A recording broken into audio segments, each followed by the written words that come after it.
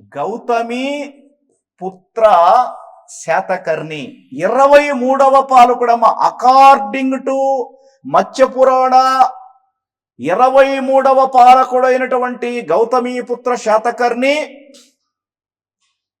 మొత్తములో కూడా అంటే ఒక స్వర్ణ యుగాన్ని అనుభవింపజేసినటువంటి వ్యక్తిగా మనం గమనించుకోవచ్చు. ఈయనకు అనేక బిరుదులు ఉన్నాయమ్మ. బిరుదు నామాల్లో అడుగుతూ ఉన్నాడు అమ్మ.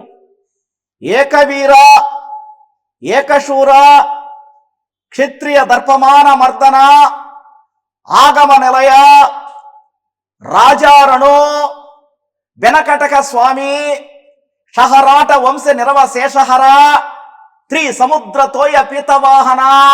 వీటిని బేస్ చేసుకుంటే త్రిసముద్రతోయ పీతవాహన, సముద్రతోయ పీతవాహన, క్షహరాట వంశ నిర్వశేషహర, క్షహరాట వంశ నిరవశేషహర, క్షహరాట వంశ నిరవశేషహర. అలాగే ద్విజకులవర్ధన, ద్విజకులవర్ధన, ద్విజకులవర్ధన. ప్రధానంగా ద్విజకుల వర్ధన. ఇక్కడ చూడమ్మా, చాలా బిరుదులు ఉన్నాయి. ఇన్ని బిరుదులు ఎవరికి లేవు నాకు తెలిసి. త్రిసముద్రతోయ పీతవాహన.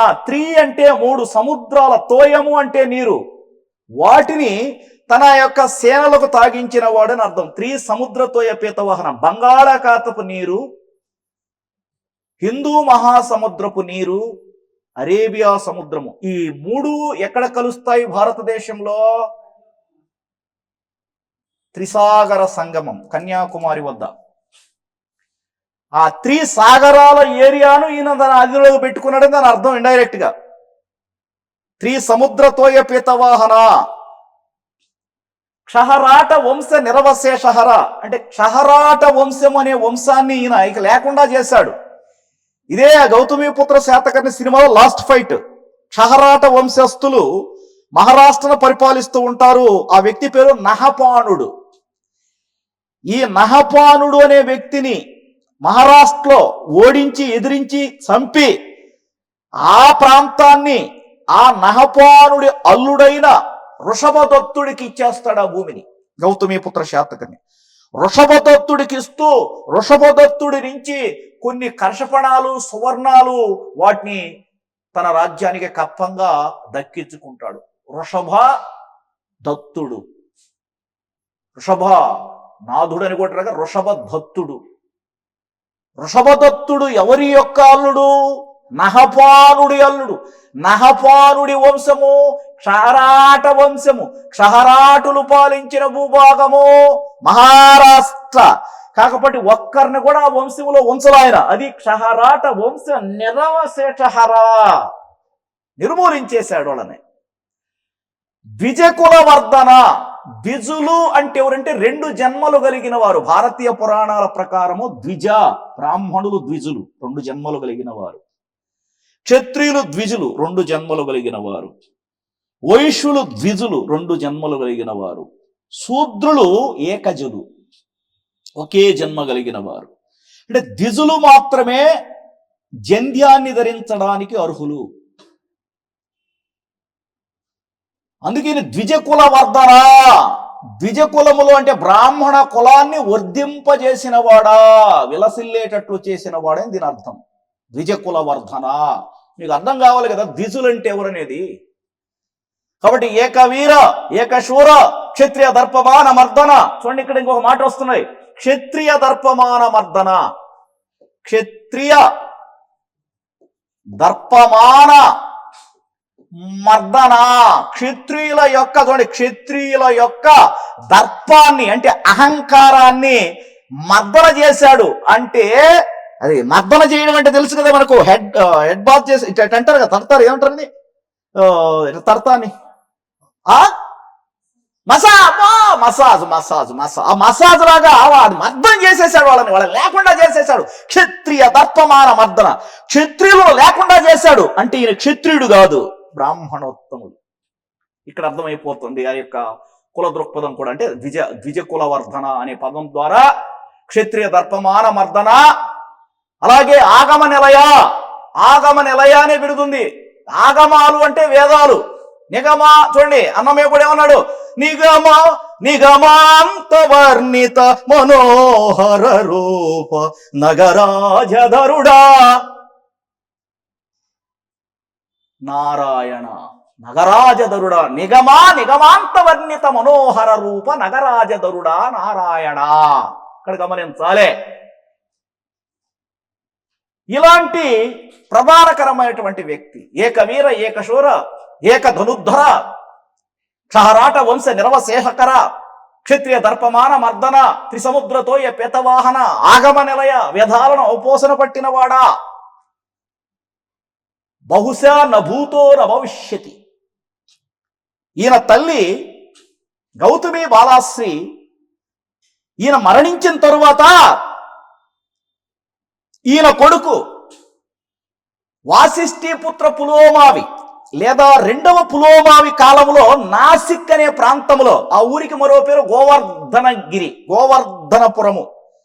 నాసిక్కు మరో పేరు గోవర్ధనపురి. ఈ నాసిక్లో ఒక శాసనాన్ని జారీ చేసిందమ్మా గౌతమి బాలాశ్రీ. ఈయన కాలంలో కాదు, ఈయన కుమారుడి కాలంలో, వాసిష్ఠీపుత్ర పులోమావి కాలంలో. ఈ శాసనాన్నే మనం ఏమంటామంటే నాసిక్ ప్రశస్తి అంటాం. ప్రశస్తి అన్నప్పుడు ఆ వ్యక్తి యొక్క ఎవరిని గురించి అయితే చెప్తున్నారో దాన్ని గొప్పగా పొగడటం, ఇది ప్రశస్తి అంటే.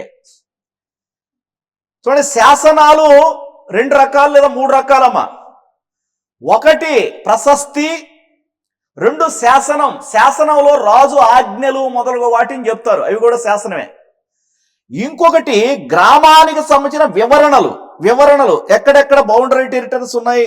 ఈనాడు అంటే మనం అంతా సాఫ్ట్ కాపీ దాచిపెట్టుకుంటా ఉన్నాం, మనం మైక్రోస్గా దాచిపెట్టుకుంటున్నాం, మనం మెయిల్గా పెట్టుకుంటా ఉన్నాం. అవి మళ్ళీ కావాలంటే ఇమ్మీడియట్గా మన సెల్ ఫోన్లోనే అన్నిటికీ ఇదే వచ్చింది. ఈ సెల్ ఫోన్ వచ్చిన తర్వాత చాలా ప్రోడక్ట్లు ఆగిపోయినాయి, మీకు తెలుసో లేదు. ఒకప్పుడు కొత్త సినిమా రిలీజ్ అయితే క్యాసెట్ కొనుక్కొని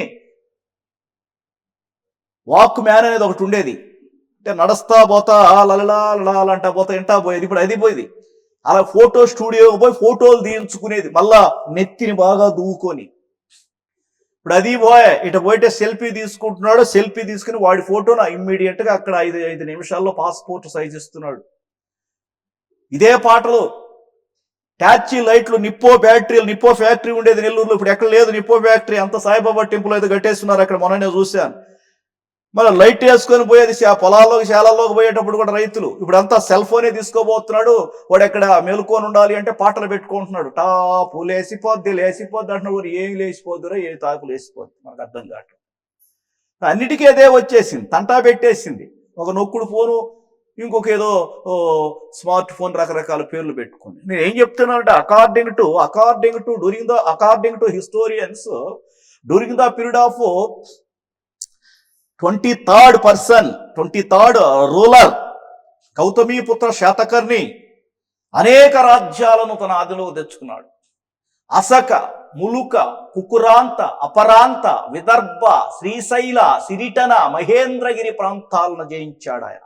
ఇంకా అపజయమే లేదు ఆయనకు. ఈ విషయాలను ఏ శాసనంలో తన తల్లి జారీ చేసింది, వేయించింది? నాసిక్కు శాసనములో ఆమె అంటే గౌతమి బాలాశ్రీ ఈ శాసనాన్ని జారీ చేసింది. బాగా గమనించండి, ఇక్కడ ఈయన పేరు గౌతమి పుత్ర శాతకర్ణి కదా. దాని అర్థం ఏంటంటే నేను గౌతమి కొడుకునని చెప్పుకుంటున్నాడు ఆయన. అంటే తల్లి పేరును మ్యాట్రిమోనిక్ అంటారు దీన్ని.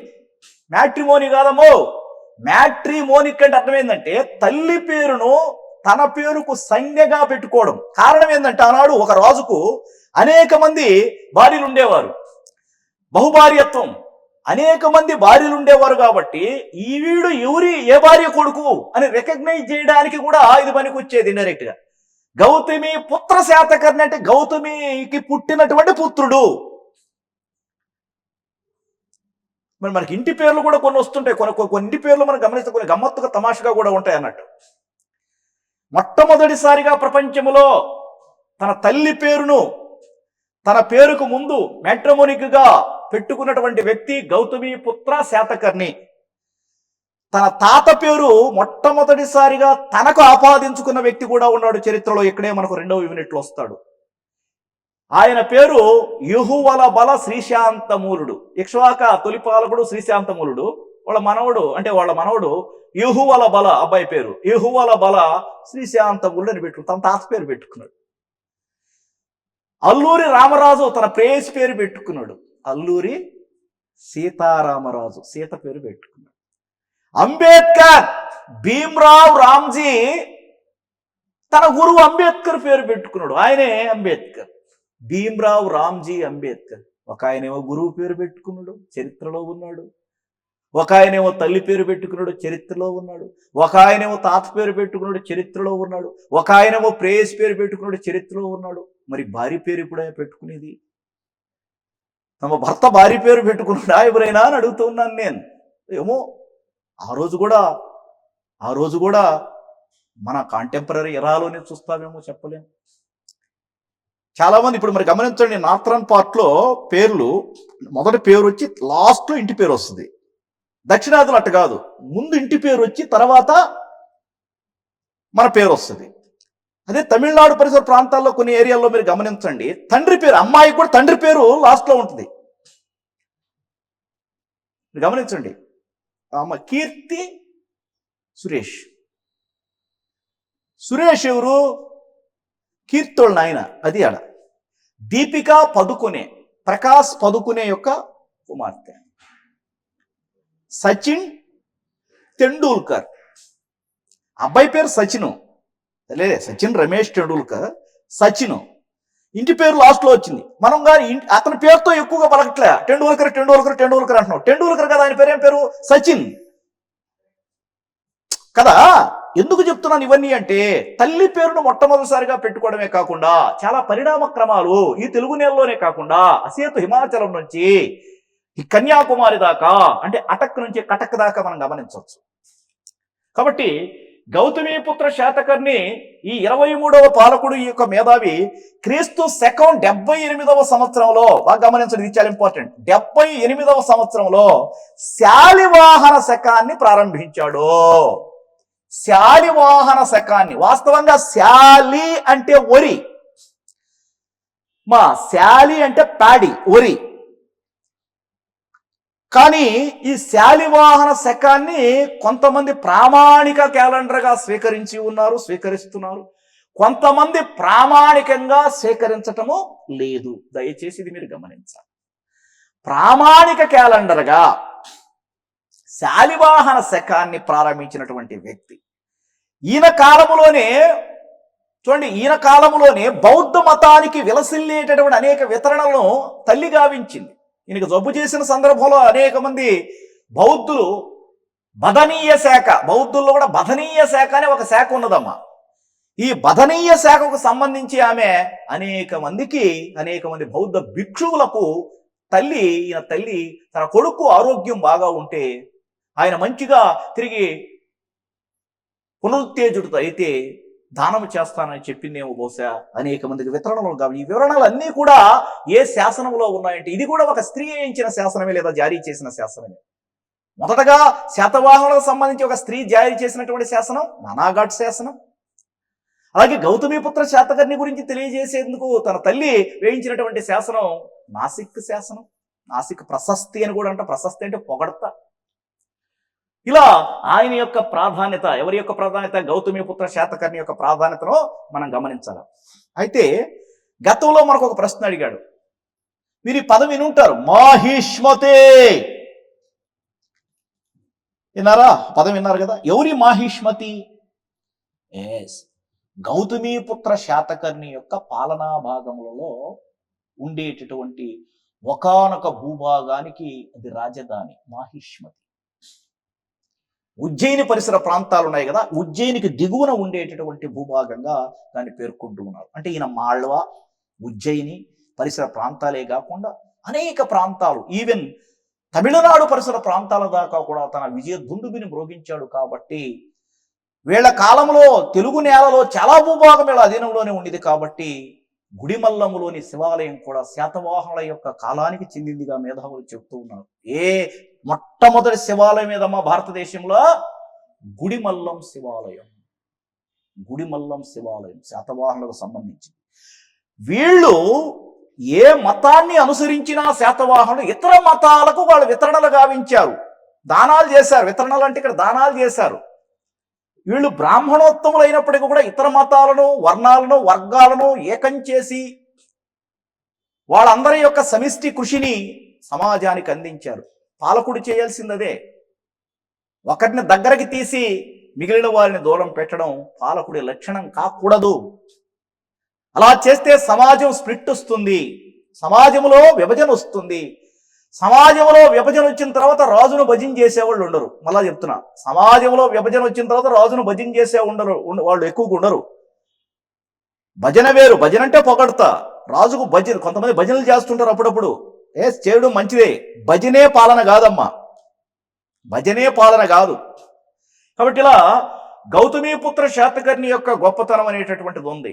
ఈయన తర్వాత ఈయన కుమారుడు వాసిష్ఠి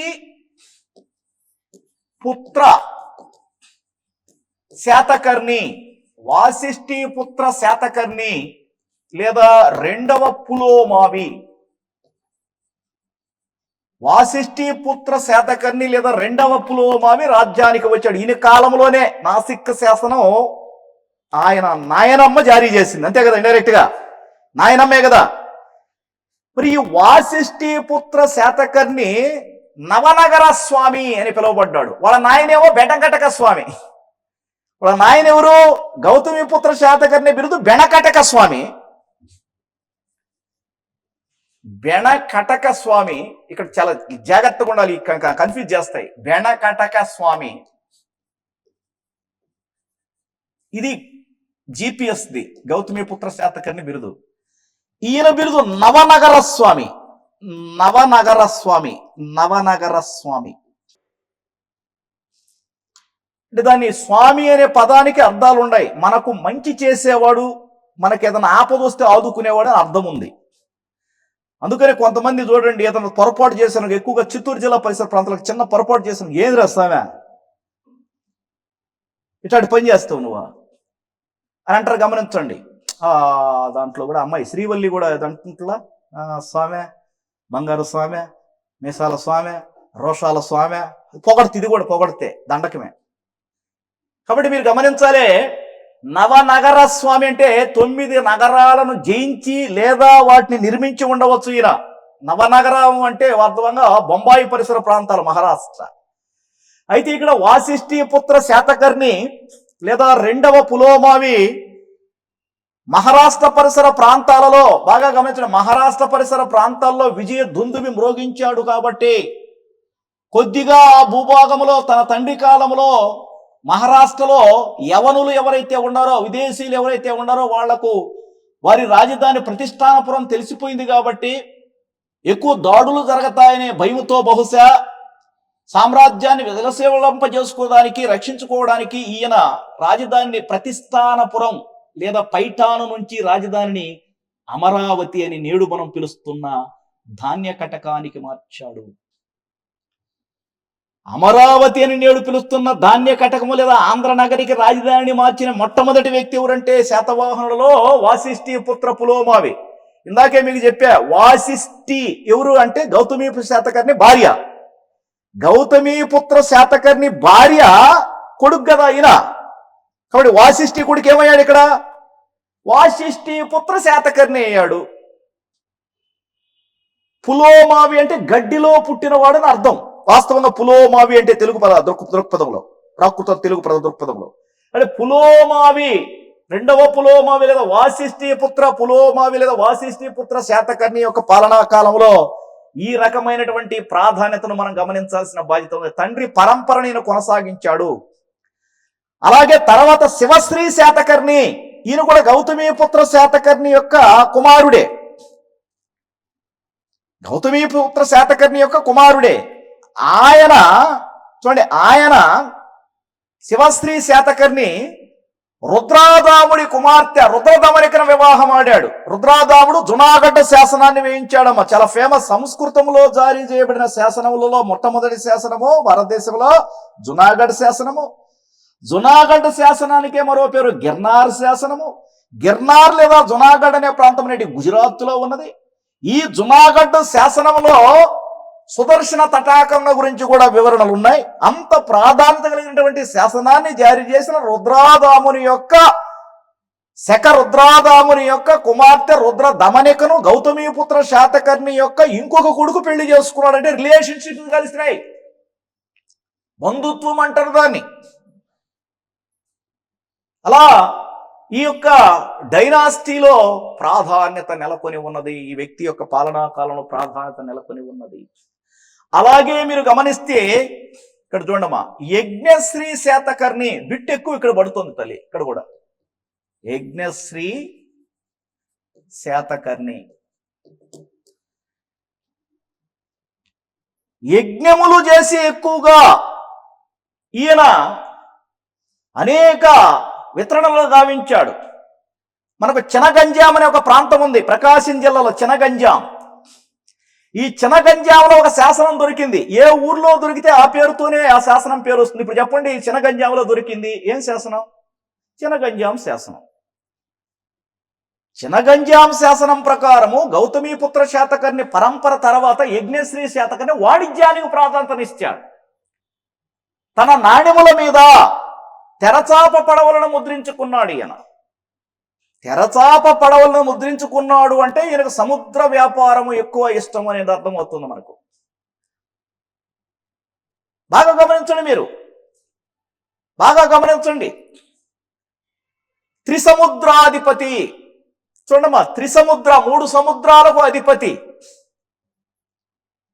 ఆ 3 సముద్రాలు ఏవేవి? బంగాళాఖాతం, హిందూ మహాసముద్రం, అరేబియా సముద్రం. ఈ పరిసర ప్రాంతాల్లో తిరిగే ఓడలు ఎక్కువగా రోమన్లవి. ఈయన ఎక్కువగా యజ్ఞశ్రీ శాతకర్ణి ఎవరితో వాణిజ్యం చేశాడంటే రోమన్లతో ఎక్కువగా వాణిజ్యం చేశాడు. అందుకే రోమన్ల యొక్క నాణ్యాల మూట అరికెమేడు అనే ప్రాంతంలో బహిర్గతమైంది. ఈ అరికెమేడే నేటి పాండిచ్చేరి. అరికెమేడు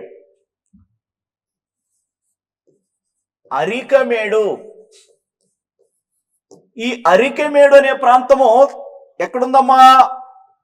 నేడు ఎంగా చెప్పుకోవచ్చు తల్లి, పాండిచ్చేరి క్లోజ్ టు తమిళనాడు, అంతే కదా. ఎవరి నాణ్యాలు ఇవి? రోమన్ల నాణ్యాలు. రోమ్ ఇప్పుడు ఎక్కడుంది? ఇటలీలో ఉంది. అంటే ఇటాలీ ఏ ఖండానికి చెందింది? ఐరోపా ఖండానికి చెందింది. అంటే ఐరోపా ఖండానికి చెందిన రోమన్లకు సంబంధించిన వాణిజ్యము, నాణ్యాల మూట, అద్భుతమైన నాణ్యాల మూట ఈ ప్రాంతంలో బహిర్గతం కావడంతో శాతవాహనులు తమ యొక్క ఓడరేవులైనటువంటి బ్రోచ్ కావచ్చు, మైసోలియా కావచ్చు, మొదలగు ప్రాంతాల నుంచి ఎక్కడ వాళ్ళు ఎవరితో వాణిజ్యం చేశారని మనకు అర్థమవుతోంది. During the period of Yajnashri Satakarni as with Romans relationships, physical or financial relationships maintained by Yajnashri Satakarni. Exports and imports ఎక్కువగా ఈయన కాలంలో జరిగింది. కాబట్టి చినగంజాం శాసనం వాణిజ్యాన్ని వివరిస్తున్న విషయాన్ని గమనించాలి. ప్రకాశం జిల్లాలోని చినగంజాం శాసనం. అలాగే యజ్ఞశ్రీ శాతకర్ణి యొక్క పాలనా కాలంలో తన నాణెముల మీద 2 తెరచాప పడవలనే కాదు అనేక చిహ్నాలను ముద్రించాడు, వైదిక క్రతువులను అనుసరించాడు. ఈయన కాలంలోనే మత్స్యపురాణం రాయడం జరిగిందమ్మా. మత్స్యపురాణం రాయడం అనేటటువంటిది ఈయన కాలంలో జరిగింది, లేదా చెప్పడం అనేది ఈయన కాలంలో జరిగిందని పారిడ్జర్ అనేటటువంటి పురాణాల మీద పరిశోధన చేసినటువంటి వ్యక్తి వాటిని ఆంగ్లంలో అనువదించిన పారిడ్జర్ పేర్కొనడం జరిగింది ప్రత్యేకంగా. ఈ యజ్ఞశ్రీ శాతకర్ణికి సమకాలీనుడే, యజ్ఞశ్రీ శాతకర్ణికి మిత్రుడే ఆచార్య నాగార్జునుడు. బిట్టు ఇక్కడ కూడా పడుతుంది మనకు. ఆచార్య నాగార్జునుడు.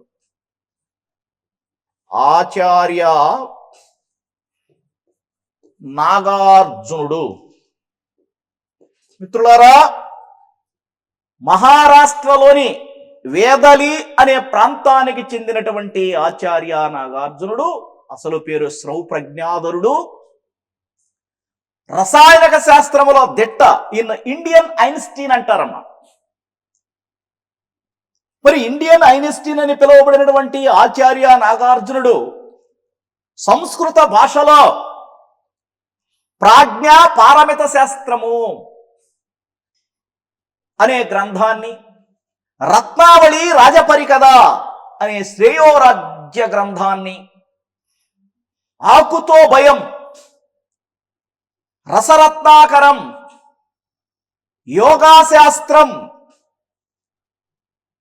ఇలా ఎన్నో అద్భుతమైనటువంటి గ్రంథాలే కాకుండా స్పృహుల్ లేఖ, బాగా వెరీ ఇంపార్టెంట్ దిస్ వన్, గత గ్రూప్ 2లో అడిగిన బిట్టిదే. స్పృహుల్ లేఖ అంటే స్నేహితునికి మంచి లేఖ అని అర్థం. ఎవరా స్నేహితుడు? ఆచార్య నాగార్జునుడికి మంచి స్నేహితుడు ఎవరు? యజ్ఞశ్రీ శాతకర్ణి. సో యజ్ఞశ్రీ శాతకర్ణికి ఈయన లేఖలు రాస్తూ ఉండేవాడు, ఆయన ఉత్తరం రాస్తే ఈయన ప్రత్యుత్తరాలు రాస్తూ ఉండేవాడు. ఈ సమాచారం అంతా గ్రంథస్థం చేయబడింది. దీనిలో ఎక్కువగా బౌద్ధ విషయాలు ఉన్నాయి, బౌద్ధ మత విషయాలు ఉన్నాయి. కాబట్టి శాతవాహనులు మొదట జైన మతస్థులు, మధ్యలో వైదిక సంస్కృతి వ్యాప్తిలోకి వచ్చి చివరి దశలో కూడా వాళ్ళు ఏ మతాన్ని స్వీకరించారో లేదా అభిమానించారు, పోషించారు?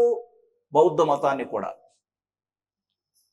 కాబట్టి యజ్ఞశ్రీ శాతకర్ణి మరియు ఆచార్య నాగార్జునుల మధ్య టాక్స్ ఏవైతే ఉన్నాయో, టాక్స్ గురించి విశ్లేషిస్తున్నటువంటి గ్రంథము స్పృహుల్లేఖ. దీన్ని విద్యార్థులు ఒల్లివేస్తున్నారట. 7వ శతాబ్దంలో ఇత్సింగ్ అని ఒక చైనా యాత్రికుడు వచ్చాడు నాగార్జున కొండకి. ఇత్సింగ్ అంటే హుయాన్ సాంగ్ వెళ్ళిపోయిన తర్వాత, హర్షుడి కాలం నుంచి హుయాన్ సాంగ్ వెళ్ళిపోయిన తర్వాత ఇత్సింగ్ వచ్చాడు. ఈయన కూడా చైనా దేశం నుంచి వచ్చి ఈయన నాగార్జున కొండకు పోయినాడు. నాగార్జున కొండకి ఎందుకు పోయినాడు? అక్కడ ఆచార్య నాగార్జునుడు కృష్ణానదీ తీరంలో ఒక యూనివర్సిటీని ఏర్పాటు చేశాడు. ఇక్ష్వాకుల్లో వస్తుంది మీకు, అది తర్వాత గమనిద్దాం. ఈ నాగార్జున కొండ విశ్వవిద్యాలయంలో మహాయాన బౌద్ధాన్ని బోధిస్తారు. బౌద్ధములో కూడా దేన్ని బోధిస్తారు? మహాయాన బౌద్ధాన్ని బోధిస్తారు. అంటే బుద్ధుడు దేవుడు అని చెప్పేటటువంటి సిద్ధాంతమే మహాయాన సిద్ధాంతం. మరి ఇటువంటి ప్రధానకరమైనటువంటి గ్రంథ పరంపర ఏదైతే ఉన్నదో, ఆచార్య నాగార్జునుడి యొక్క రచనల్లో ప్రాజ్ఞా పారమిత శాస్త్రము, స్పృహుల్లేఖ, అదేవిధంగా రత్నావళి రాజపరికథ ప్రధానకరమైనటువంటి గ్రంథాలు. మరి ఆచార్య నాగార్జునుడు అనేటటువంటి వ్యక్తి మహాయానవాదానికి సృష్టికర్త అని చెప్పాను గతంలోనే మీకు. కాబట్టి నాగార్జున కొండ విశ్వవిద్యాలయం, ఐలాండ్ పొజిషన్ లో ఉన్న విశ్వవిద్యాలయం, చుట్టూ నీళ్లు, మధ్యలో యూనివర్సిటీ. ఈ యూనివర్సిటీకి Java, Sumatra, Bali, అనాం, Siam, Indonesia, Cambodia, Kampuchea, Malaysia ప్రాంతాల నుంచి, శ్రీలంక ప్రాంతాల నుంచి, చైనా నుంచి ఎక్కువగా విద్యార్థులు వచ్చి విద్య నేర్చుకుంటూ ఉండేదట. మరి ఇప్పుడు పరిస్థితి, మనం విద్య నేర్చుకోవాలంటే ఎక్కువగా ఎక్కడికి పోతున్నారు? Abroad, overseas. సముద్రంలో ఓడెక్కడం లేదా విమానం ఎక్కడం, ఎగిరిపోతే ఎంత బాగుంటుంది. ఆడు చదువుకునేడు సేవ చేస్తే పర్లే, ఆడే సెటిల్ అవుతున్నారు. మరి ఎంత ఖర్చు పెట్టి నిన్ను ప్రభుత్వాలు, ఈ దేశ రైతులు, మేధావులు కట్టిన ట్యాక్స్తో నీకు ఉన్నత విద్యాలయాలు స్థాపించి నిన్ను గొప్ప ఉన్నత భారతీయుడిగా తయారు చేసి నీ సేవలు ఎక్కడ పొందాలనుకుంటే, ఎగిరిపోతే ఎంత బాగుంటుందని నువ్వు వెళ్ళిపోయి అక్కడ సేవ చేస్తే తల్లి భారత్ ఏం కావాలి? సరే, నీకు నీడుంది డబ్బు, దేశానికి నీతో అవసరం ఉందయ్యా. అమ్మా, గుర్తించాలి మీరు, గుర్తించాలి మీరు. ఇప్పుడు ఆచార్య నాగార్జునుడి యొక్క ఏదైతే మైండ్ సెట్ ఉన్నదో దాన్ని బేస్ చేసుకుని బిట్ అడిగాడు. చూడండి, గత గ్రూప్ 2లో ఏమడిగాడు? స్పృహుల్లేఖను నాగార్జున కొండలో విద్యార్థులు ఒల్లెవేస్తున్నారు అని చెప్పిన చైనా యాత్రికుడు ఎవరు? అందరూ చైనా యాత్రికుడు అనగానే హుయాన్ సాంగ్ పెట్టినారు. వాడు అడుగుతున్నాడు, క్రీస్తు శకం 7వ శతాబ్దంలో అంటున్నాడు, నాగార్జున కొండకు అంటున్నాడు. ఇలా నాగార్జున కొండకు వచ్చి ఆయన చూసి ఒల్లివేయడం అంటే ఏంది ఒకసారి చెప్పండి మీరు. ఒల్లివేయడం అంటే ఏంది? కంఠస్థం చేయడం. ఒకటి చెప్పా, ఎప్పుడైనా కంఠస్థం చేసినావో పరంధామా? మన శతకాలన్నీ మనం కంఠస్థం చేయుడే కదా. శతకాలు ఎక్కువగా మనం కంఠస్థం చేసి ఉంటాం కదా, ఉప్పు కప్పురంబు దగ్గర నుంచి అన్నీ కూడా. అంటే కంఠస్థం చేస్తున్నారంటే వాళ్ళు. కంఠస్థం చేస్తే ఏమవుతుంది? దాంట్లో శాస్త్ర సాంకేతిక అంశాలు ఉన్నాయి, మీకు తెలుసో లేదో. కెమిస్ట్రీ, ఏ ఆకు రసము కలిపితే ఏం వస్తుందని ఆయనకు తెలుసు. ఆ ఆకు రసాన్ని ఇద్దరు తాగుతుండేదట. బాగా గమనించండి, ఇద్దరు తాగుతుండేదట. ఇద్దరు తాగితే నిత్య యవ్వనంగా అట్టే ఉండేవాళ్ళు అంటాళ్ళు. కొడుకేమో ముసలోడు అయిపోతా ఉన్నాడు. వాళ్ళ అమ్మని అడిగాడు, మమ్మీ డాడీ ఏమో ఎప్పుడు ఎట్టే ఉన్నాడు, నేనేమో ముసలోడు అయిపోతున్నా, నువ్వు కూడా అట్టే అయిపోతున్నావు అంటే, ఏం లేదురా మీ నాన్నకు ఒక ఫ్రెండ్ ఉన్నాడు, ఆ ఫ్రెండ్కు కెమిస్ట్రీలో మంచి నైపుణ్యం ఉంది, ఆ ఆకుపసురు తాగుతా వాళ్ళకు మంత్రం జపిస్తారు, ఆ మంత్రం జపిస్తే వాళ్ళు ఇప్పుడు అట్టే ఉంటారంట. ఎవరమ్మా ఆయన? ఆచార్య నాగార్జున. సరే అంటే ఇది కథ మాత్రమే, వేరే మేధావులు చెప్పిన కథనం. ఆచార్య నాగార్జునుడు దగ్గర పోయాడు ఆ యువరాజు. మహాత్మా చెప్పయ్యా, బాగుండవు బాబు, ఎప్పుడో చూసే చిన్నప్పుడు మీ నాయన చెప్తా ఉండేది నీ గురించి. ఏం కావాలి చెప్పు, గిఫ్ట్ ఏం కావాలి చెప్పు, వచ్చిపోయావు, ఇప్పుడే వచ్చావు నువ్వు. ఏం లేదా, నాకు ఒకటి కావాలి, తప్పకుండా ఇస్తా. ఇస్తావా గురువా? తప్పకుండా. నీ నాలుగు ఇచ్చేయి. ఎందుకు నాలుగు అడిగాడంటే, ఆ రసం స్వీకరించిన తర్వాత ఇద్దరు మంత్రం చెప్పేది, నాలుగే లేకపోతే ఇంకా మంత్రం ఏం చెప్తాడు? ఇలా ఆయన మంత్రం అంటే కొంతమంది కొంతమంది చెప్పే విధానం 500 సంవత్సరాలు బతికాడట ఆచార్య నాగార్జునుడు. అలాంటి కెమికల్ విలువలు తెలిసినటువంటి, మూలికలు తెలిసినటువంటి వ్యక్తి ఆచార్య నాగార్జునుడు. అందుకని నాగార్జునుడు అల్లా ఆయన్ని ముందేం వచ్చిందే ఏందే అని వచ్చింది, ఏడుగోడు వచ్చింది. కాబట్టి ఏందంటే పాయింట్, అంతటి గొప్ప కారణ జన్ముడు ఆచార్య నాగార్జునుడు. ఈ ఆచార్య నాగార్జునుడిని బుద్ధుడిని మహాయాన దృక్పథంతో ముడిపెట్టినటువంటి వ్యక్తిని డాక్టర్ బిఆర్ అంబేద్కర్ విమర్శించాడు. మీరేమో ఇప్పుడు బాగా ఆచార్య నాగార్జునుడి గురించి గొప్పగా ప్రతి ఒక్కరు చెప్తుంటే, సార్ అంబేద్కర్ ఎందుకు విమర్శించాడు ఆయన అనే డౌట్ మీకు రావచ్చు. అంబేద్కర్ ఎందుకు విమర్శించాడంటే బౌద్ధ దృక్పథంలో విమర్శించాడు ఆయన్ని. బౌద్ధ మతం గొప్పతనం ఏమిటి అంటే, బుద్ధుడు మత స్థాపకుడు కాదు, సంఘ సంస్కర్త బుద్ధుడు. తర్వాత ఆయన చేసిన పని ద్వారా అది మతంగా పరిణామక్రమం చెంది మళ్ళా మతంలో నుంచి హీనయానులు మహాయానులను వచ్చేసేసారు. ఈయన స్పెషల్గా మహాయానం అని చెప్పి ఆయనకి విగ్రహాన్ని పెట్టి దాని చుట్టూ రకరకాల నిర్మాణాలు నిర్మించి దానికి తాళం పెట్టి తాళం బొడ్లో పెట్టుకునే. ఇప్పుడు తీయాలి, ఎవరు తీస్తే అప్పుడు ఆ తాళం తీస్తే అప్పుడు లోపలికి పోయి అర్చన చేసుకోవాలి పెద్ద ఆయన్ని. మరి యూనివర్సల్ సబ్జెక్ట్ అయినటువంటి బౌద్ధ మతాన్ని గొత్తాధిపత్యంలోకి తెచ్చుకుని మీ చేతుల్లో పెట్టుకోవడం తప్పు కాదు అని అక్కడ విమర్శించింది ఆయన. అందుకే ఆయన ఒక మాట అంటాడు డాక్టర్ బిఆర్, నా ప్రమేయం లేదు కాబట్టి హిందువుగా పుట్టా, కానీ నేను మరణించేటప్పుడు హిందువుగా మరణించనని చెప్పి బౌద్ధ మతాన్ని స్వీకరించాడు ఆయన చంద్రమణి నాయకత్వంలో నాగ్పూర్ ప్రాంతంలో. అంటే ఎందుకంటే ఈ మతంలో పుట్టిన వ్యక్తులనే ఆ మతమే దగ్గరికి చేర్చుకోనియటం లేదు కొన్ని సందర్భాల్లో. తప్పు కదా అదే. కొన్ని సిద్ధాంతాలను సరే అవి వితండవాదంగా ఉంటుంది కానీ ప్రస్తుతం అప్రస్తుతము. ఆచార్య నాగార్జునుడు చాలా గొప్పవాడే, ఎందుకు విమర్శించాడనేటువంటిది కూడా మీకు తేటతెల్లమైనది. But with books, with his contribution our motherland during the period of Yajnashri Satakarni period, Acharya నాగార్జునుని గురించి గ్రంథాలలోనూ ఆయన సంస్కృత భాషలో రాసినటువంటి వికసిత గ్రంథాల ద్వారా శ్రేయోరాజ్యం, రత్నావళి రాజ్యపరికథలోను శ్రేయోరాజ్యం, ఒక రాజు రాజ్యాన్ని ఎలా పరిపాలించాలని చెప్పాడు ఆయన. అందుకే మీరు బాగా గమనిస్తే శాతవాహనుల పరిపాలనకు ఆధార గ్రంథాల్లో కౌటిల్యుని రాజకీయ అర్థశాస్త్రం ఎంత దోహదం చేస్తుందో, కౌటిల్యుని రాజకీయ అర్థశాస్త్రం ద్వారా మౌర్యులు పరిపాలించారు. వీళ్ళ మౌర్యుల యొక్క వృత్తిలే కాబట్టి కౌటిల్యుని రాజకీయ అర్థశాస్త్రాన్ని వీళ్ళు కూడా ఫాలో అయ్యారు. అంటే రాజ్యానికి 7 ప్రముఖ అంశాలు ఉండాలి, సప్తాంగ సిద్ధాంతం అంటారు దాన్ని. 7 ఉండాలి, ముఖ్య లక్షణాలు ఉండాలి. రాజ్యానికి ముఖ్య లక్షణాలు 7 ఉండాలి. రాజు ఉండాలా, రాజ్యం ఉండాలా, ప్రజలు ఉండాలా, దుర్గం ఉండాలా, కోశం ఉండాలా, సైన్యం ఉండాలా, మంత్రి ఉండాలా. ఈ మొత్తం కలిపితే 7. ఫర్ ఎగ్జాంపుల్ పుచ్చకాయల సీజన్ కదా, ఈ పుచ్చకాయలు అది పండిందా లేదని కొంతమంది ఏం చేస్తారు తెలుసా మీకు? ఈజీగా రికగ్నైజ్ చేస్తారు. దాన్ని ఇట్లా కొట్టినప్పుడు కణకణలాడుతూ ఉంటే అది బాగా ఎర్రగా పండి ఉంది అని అర్థం. అది తుప్పు కాదు అనుకో, పచ్చిగా ఉంటుంది. కొంతమంది అంటారు, అన్నీ అట్టుంటాయని కాదు నేను చెప్పేది. కొంతమంది ఏదైనా ఆకులు కొంటే అది తాజాదా కాదా అని చెప్పేసి ఈజీగా రికగ్నైజ్ చేస్తారు పల్లెటూరు వాళ్ళు ఎక్కువగా. అంతెందుకు పాలు అది దాంట్లో ఎక్కువ నీళ్లు కలిసే లేదని ఏం చేస్తారు, ఎవరు చెప్పారు మీకు? ఆటోమేటిక్గా తెలిసిపోద్ది, అమ్మాయిలకైతే ఎక్కువగా తెలిసిపోద్ది. అట్లా తీసుకుని దాన్ని అట్లా చూసినట్లయితే దాంట్లో ఉన్నటువంటి వెన్న శాతం లేకపోతే నీళ్ల శాతం చెప్పేస్తారు. క్షీర నీర న్యాయం చెప్పేస్తారు మీరు. రాజహంసలాగా. రాజహంసకు మొత్తం ఒక బాటిల్లో నీళ్లు పాలు పోసి దాని మూతి దగ్గర పెట్టావంటే అది పాలే తీసేసుకుంటుంది, నీళ్లు మిగిలిపోతాయి. ఇది రాజహంస క్వాలిటీ. నువ్వు కాకి దగ్గర పెట్టు మొత్తం తగిలిపోద్ది అది. నేను ఏం చెప్తున్నా అంటే క్వాలిటీ అనేటటువంటిది ఏదైతే ఉన్నదో దానికి నిలువెత్తు నిదర్శనమే ఆచార్య నాగార్జునుడు. No deviation in that words, no split in that words, was contributed. So majority of historians, majority of emperors followed him. ఇది ఇక్కడ పాయింట్ ఏంటంటే మతపరమైనటువంటి చర్చ వచ్చింది కాబట్టి ఆయన విమర్శించడం జరిగింది కొంతమంది మేధావులు. మీకు భారతదేశ చరిత్రలో కూడా మీరు నేర్చుకొని ఉంటారు. క్రిప్టో బుద్ధ అని ఎవరిని అంటారు చెప్పండి? క్రిప్టో బుద్ధ, ప్రచ్ఛన్న బుద్ధుడు. ఎవరిని? ఆచార్య నాగార్జున కాదు, ఆది శంకరాచార్యులు. అంటే మాయావాద సిద్ధాంతం అనే ఒక సిద్ధాంతం ఉన్నది. మిత్, ఈ ప్రపంచం మిత్.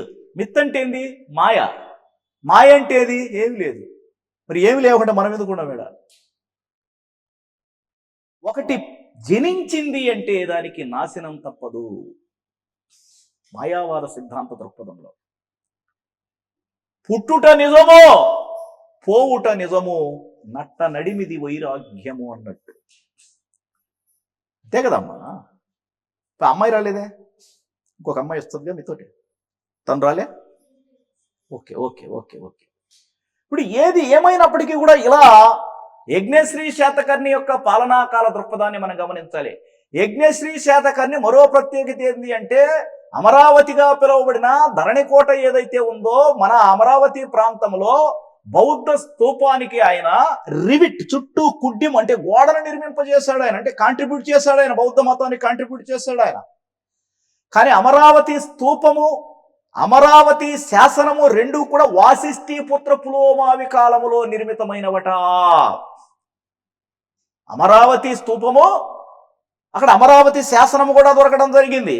ఈ అమరావతి శాసనంలోనే కదా తొలి తెలుగు పదమైనటువంటి నాగబు అనే పదం ఉండేది. కాబట్టి మీరు బాగా గమనించండి అమ్మా, యజ్ఞశ్రీ శాతకర్ణి యొక్క శాసనాలు మన తెలుగు నేలలో ఎక్కువగా ఇన్ఫర్మేషన్ ఇచ్చేటటువంటి శాసనం చినగంజాం శాసనము. ఏ శాసనం? చినగంజాం ఎక్కడుంది? ప్రకాశం జిల్లాలో ఉంది. చినగంజాం ప్రకాశం జిల్లాలో ఉంది. కాబట్టి యజ్ఞశ్రీ శాతకర్ణి, చినగంజాం శాసనము, బౌద్ధ మత సేవ, రోమన్ నాణ్యాలు, అరికమేడు, పాండిచ్చేరి, ఆచార్య నాగార్జునుడితో కంట్రిబ్యూషన్, ఇత్సింగ్ స్పృహుల్లేఖ గ్రంథాన్ని ఎలా వర్ణించాడు అనే విషయాలను కూలంకషంగా మనం గమనించాలి. అలాగే విజయశ్రీ శాతకర్ణి,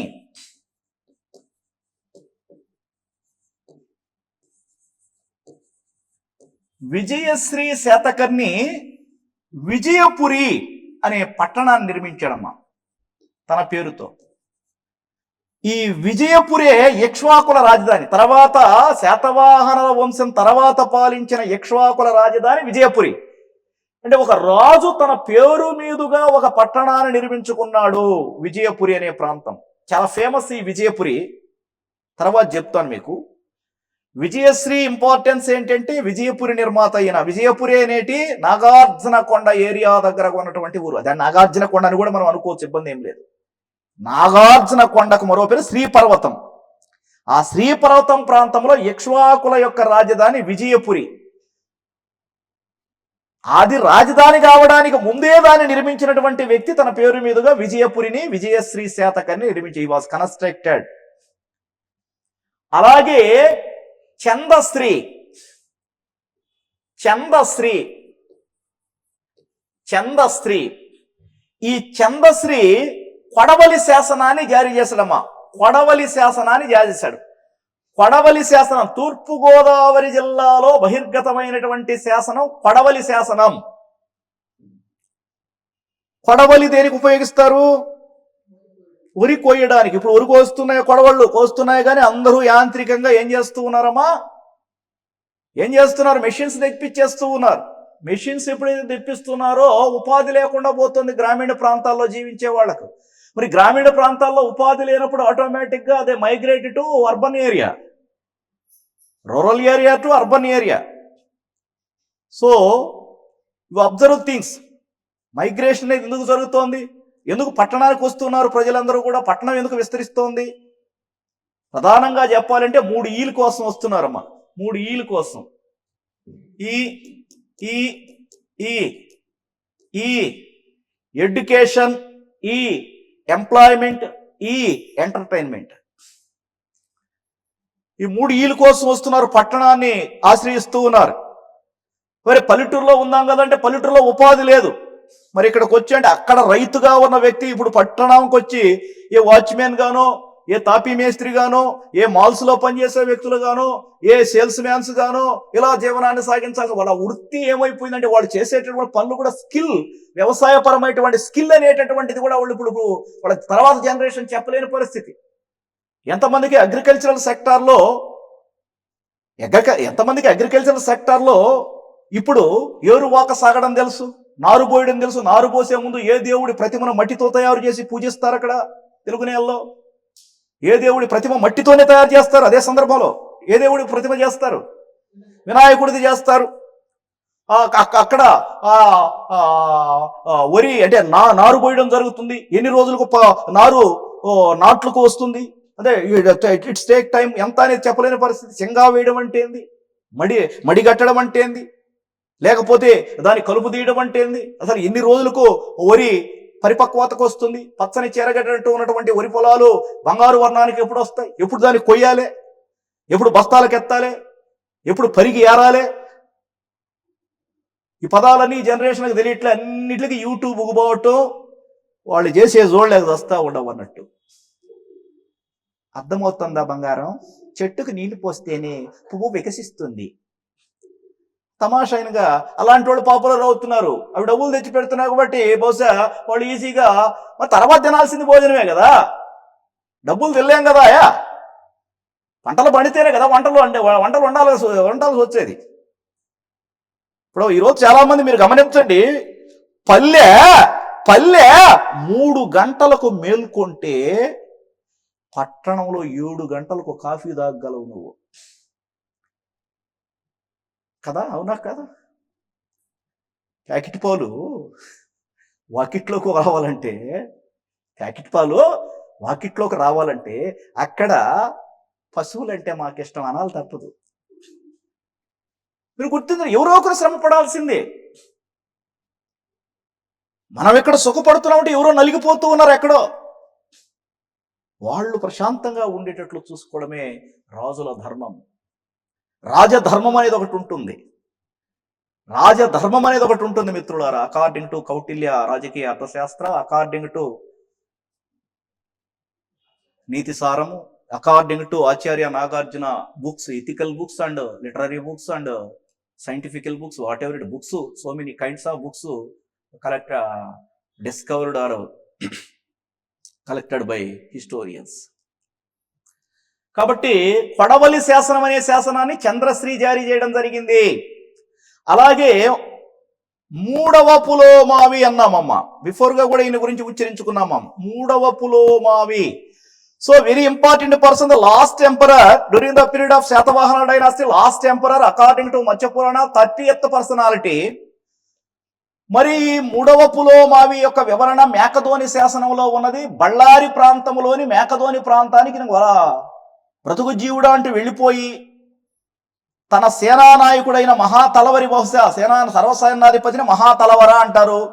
మహాతలవర అయినటువంటి సర్వసైన్యాధిపతి శ్రీశాంత మూలుడు ఈయనను పతనం చేయడానికి, ఈయన పారిపోయేటట్లు చేయడంతో ఈయన అమరావతి పరిసర ప్రాంతాలను వదిలి, అంటే ధరణికోట పరిసర ప్రాంతాలను వదిలి బ్రతుకు జీవుడు అంటూ నేటి కర్ణాటకలోని బళ్ళారికి దగ్గరగా ఉన్న మేకధోని అనేటటువంటి ప్రాంతంలో ఈయన అక్కడి నుంచి కొద్ది రోజులు పరిపాలించాడు. ఈ మేకధోని అనేటటువంటి ప్రాంతంలో జారీ చేయబడిన శాసనమే మేకధోని శాసనం. దీంట్లో గుల్మిక అనే ఒక పదం ఉందని గతంలో కూడా మనం చెప్పుకున్నాం, గ్రామాధికారి యొక్క పదము. ఇది ఈ మేకధోని శాసనము డౌన్ఫాల్ ను వివరిస్తోంది. శాతవాహన డైనాసిటీ యొక్క పతనాన్ని వివరించేటటువంటి శాసనము. ఏ శాసనమో? మేకధోని శాసనము బై మూడవ పులోమావే close to Bellary of Karnataka. In that particular inscription, we should observe Gulmika terminology. Gulmika, nothing but village administrator. లేదా గుల్మికా గుల్మా అంటే అర్థము బహుశా ఒక 5 లేదా 6 లేదా 10 what ever it is it గ్రామాల కలయికను ఏమంటారు అంటే గుల్మా అంటారు. వాటిని చూసే వ్యక్తి గుల్మిక, అంతే. మరి వాటిని చూసే వ్యక్తి అంటే అక్కడ శాంతి భద్రతలను చూడాలి కదా. చూడడం అంటే ఊరికే లుక్ ఆఫ్టర్ అంటే బోండాల్ని చేతికిచ్చి కుక్కలు రాకుండా చూసుకోమని చెప్పింది మీ అమ్మ. కుక్క వచ్చి తినిపోతా ఉంది, నువ్వేమల్లా కుక్కను. ఇప్పుడు అమ్మ వచ్చి బోండాలేవి అన్నది, కుక్క తినిందమ్మా. నేను చూస్తా ఉండవే, నేను చూస్తూనే ఉన్నానమ్మా. నిన్ను చూడమని అమ్మ చెప్పిందంటే దాని అర్థంలో ఏముందని రక్షించమని. You please protect it. ఆ పదం వాళ్లే, రక్షించమని వాళ్లే, చూడమని చెప్పింది. ఇక్కడ లుక్ ఆఫ్టర్ అంటే ఏంది అక్కడ అర్థం? అక్కడ మేకధోని శాసనం ప్రకారము గుల్మిక ఈ వాజ్ లుక్ ఆఫ్టర్ అడ్మినిస్ట్రేషన్. విదేశీ శక్తులు రాకుండా రక్షించటము, ఆ పరిసర ప్రాంతాల్లో వాళ్ళ యొక్క సాగునీటి తాగునీటి వివిధ అవసరాలను తీర్చడము, ఇది గ్రామాధికారి యొక్క డ్యూటీ. అందుకే మీరు గమనించారు, రెవెన్యూ డిపార్ట్మెంట్స్ లో రేపటి రోజున మీ ఆధీనంలో కూడా చాలా మంది పనిచేయబోతారు. గ్రామంలో ఆర్ఐ అని చెప్పేసి, అంటే ఆ మండల పరిధిలో ఆర్ఐ అని చెప్పేసి రకరకాల విఆర్ఏ విఆర్ఓ అనేటటువంటిది, సెక్రటేరియట్స్ ఏవైతే ఇప్పుడు వచ్చినాయో వాటిలో ఉన్నటువంటి వారి యొక్క విధులు ఏవైతే ఉన్నాయో ఆ విధులు కావచ్చు, ఇవన్నీ కూడా అంటే ప్రజల యొక్క కన్నీరు వలకకుండా, కన్నీరు రాకుండా చూసుకుని ఒకవేళ వస్తే తుడిచే బాధ్యత నీదే. 24/7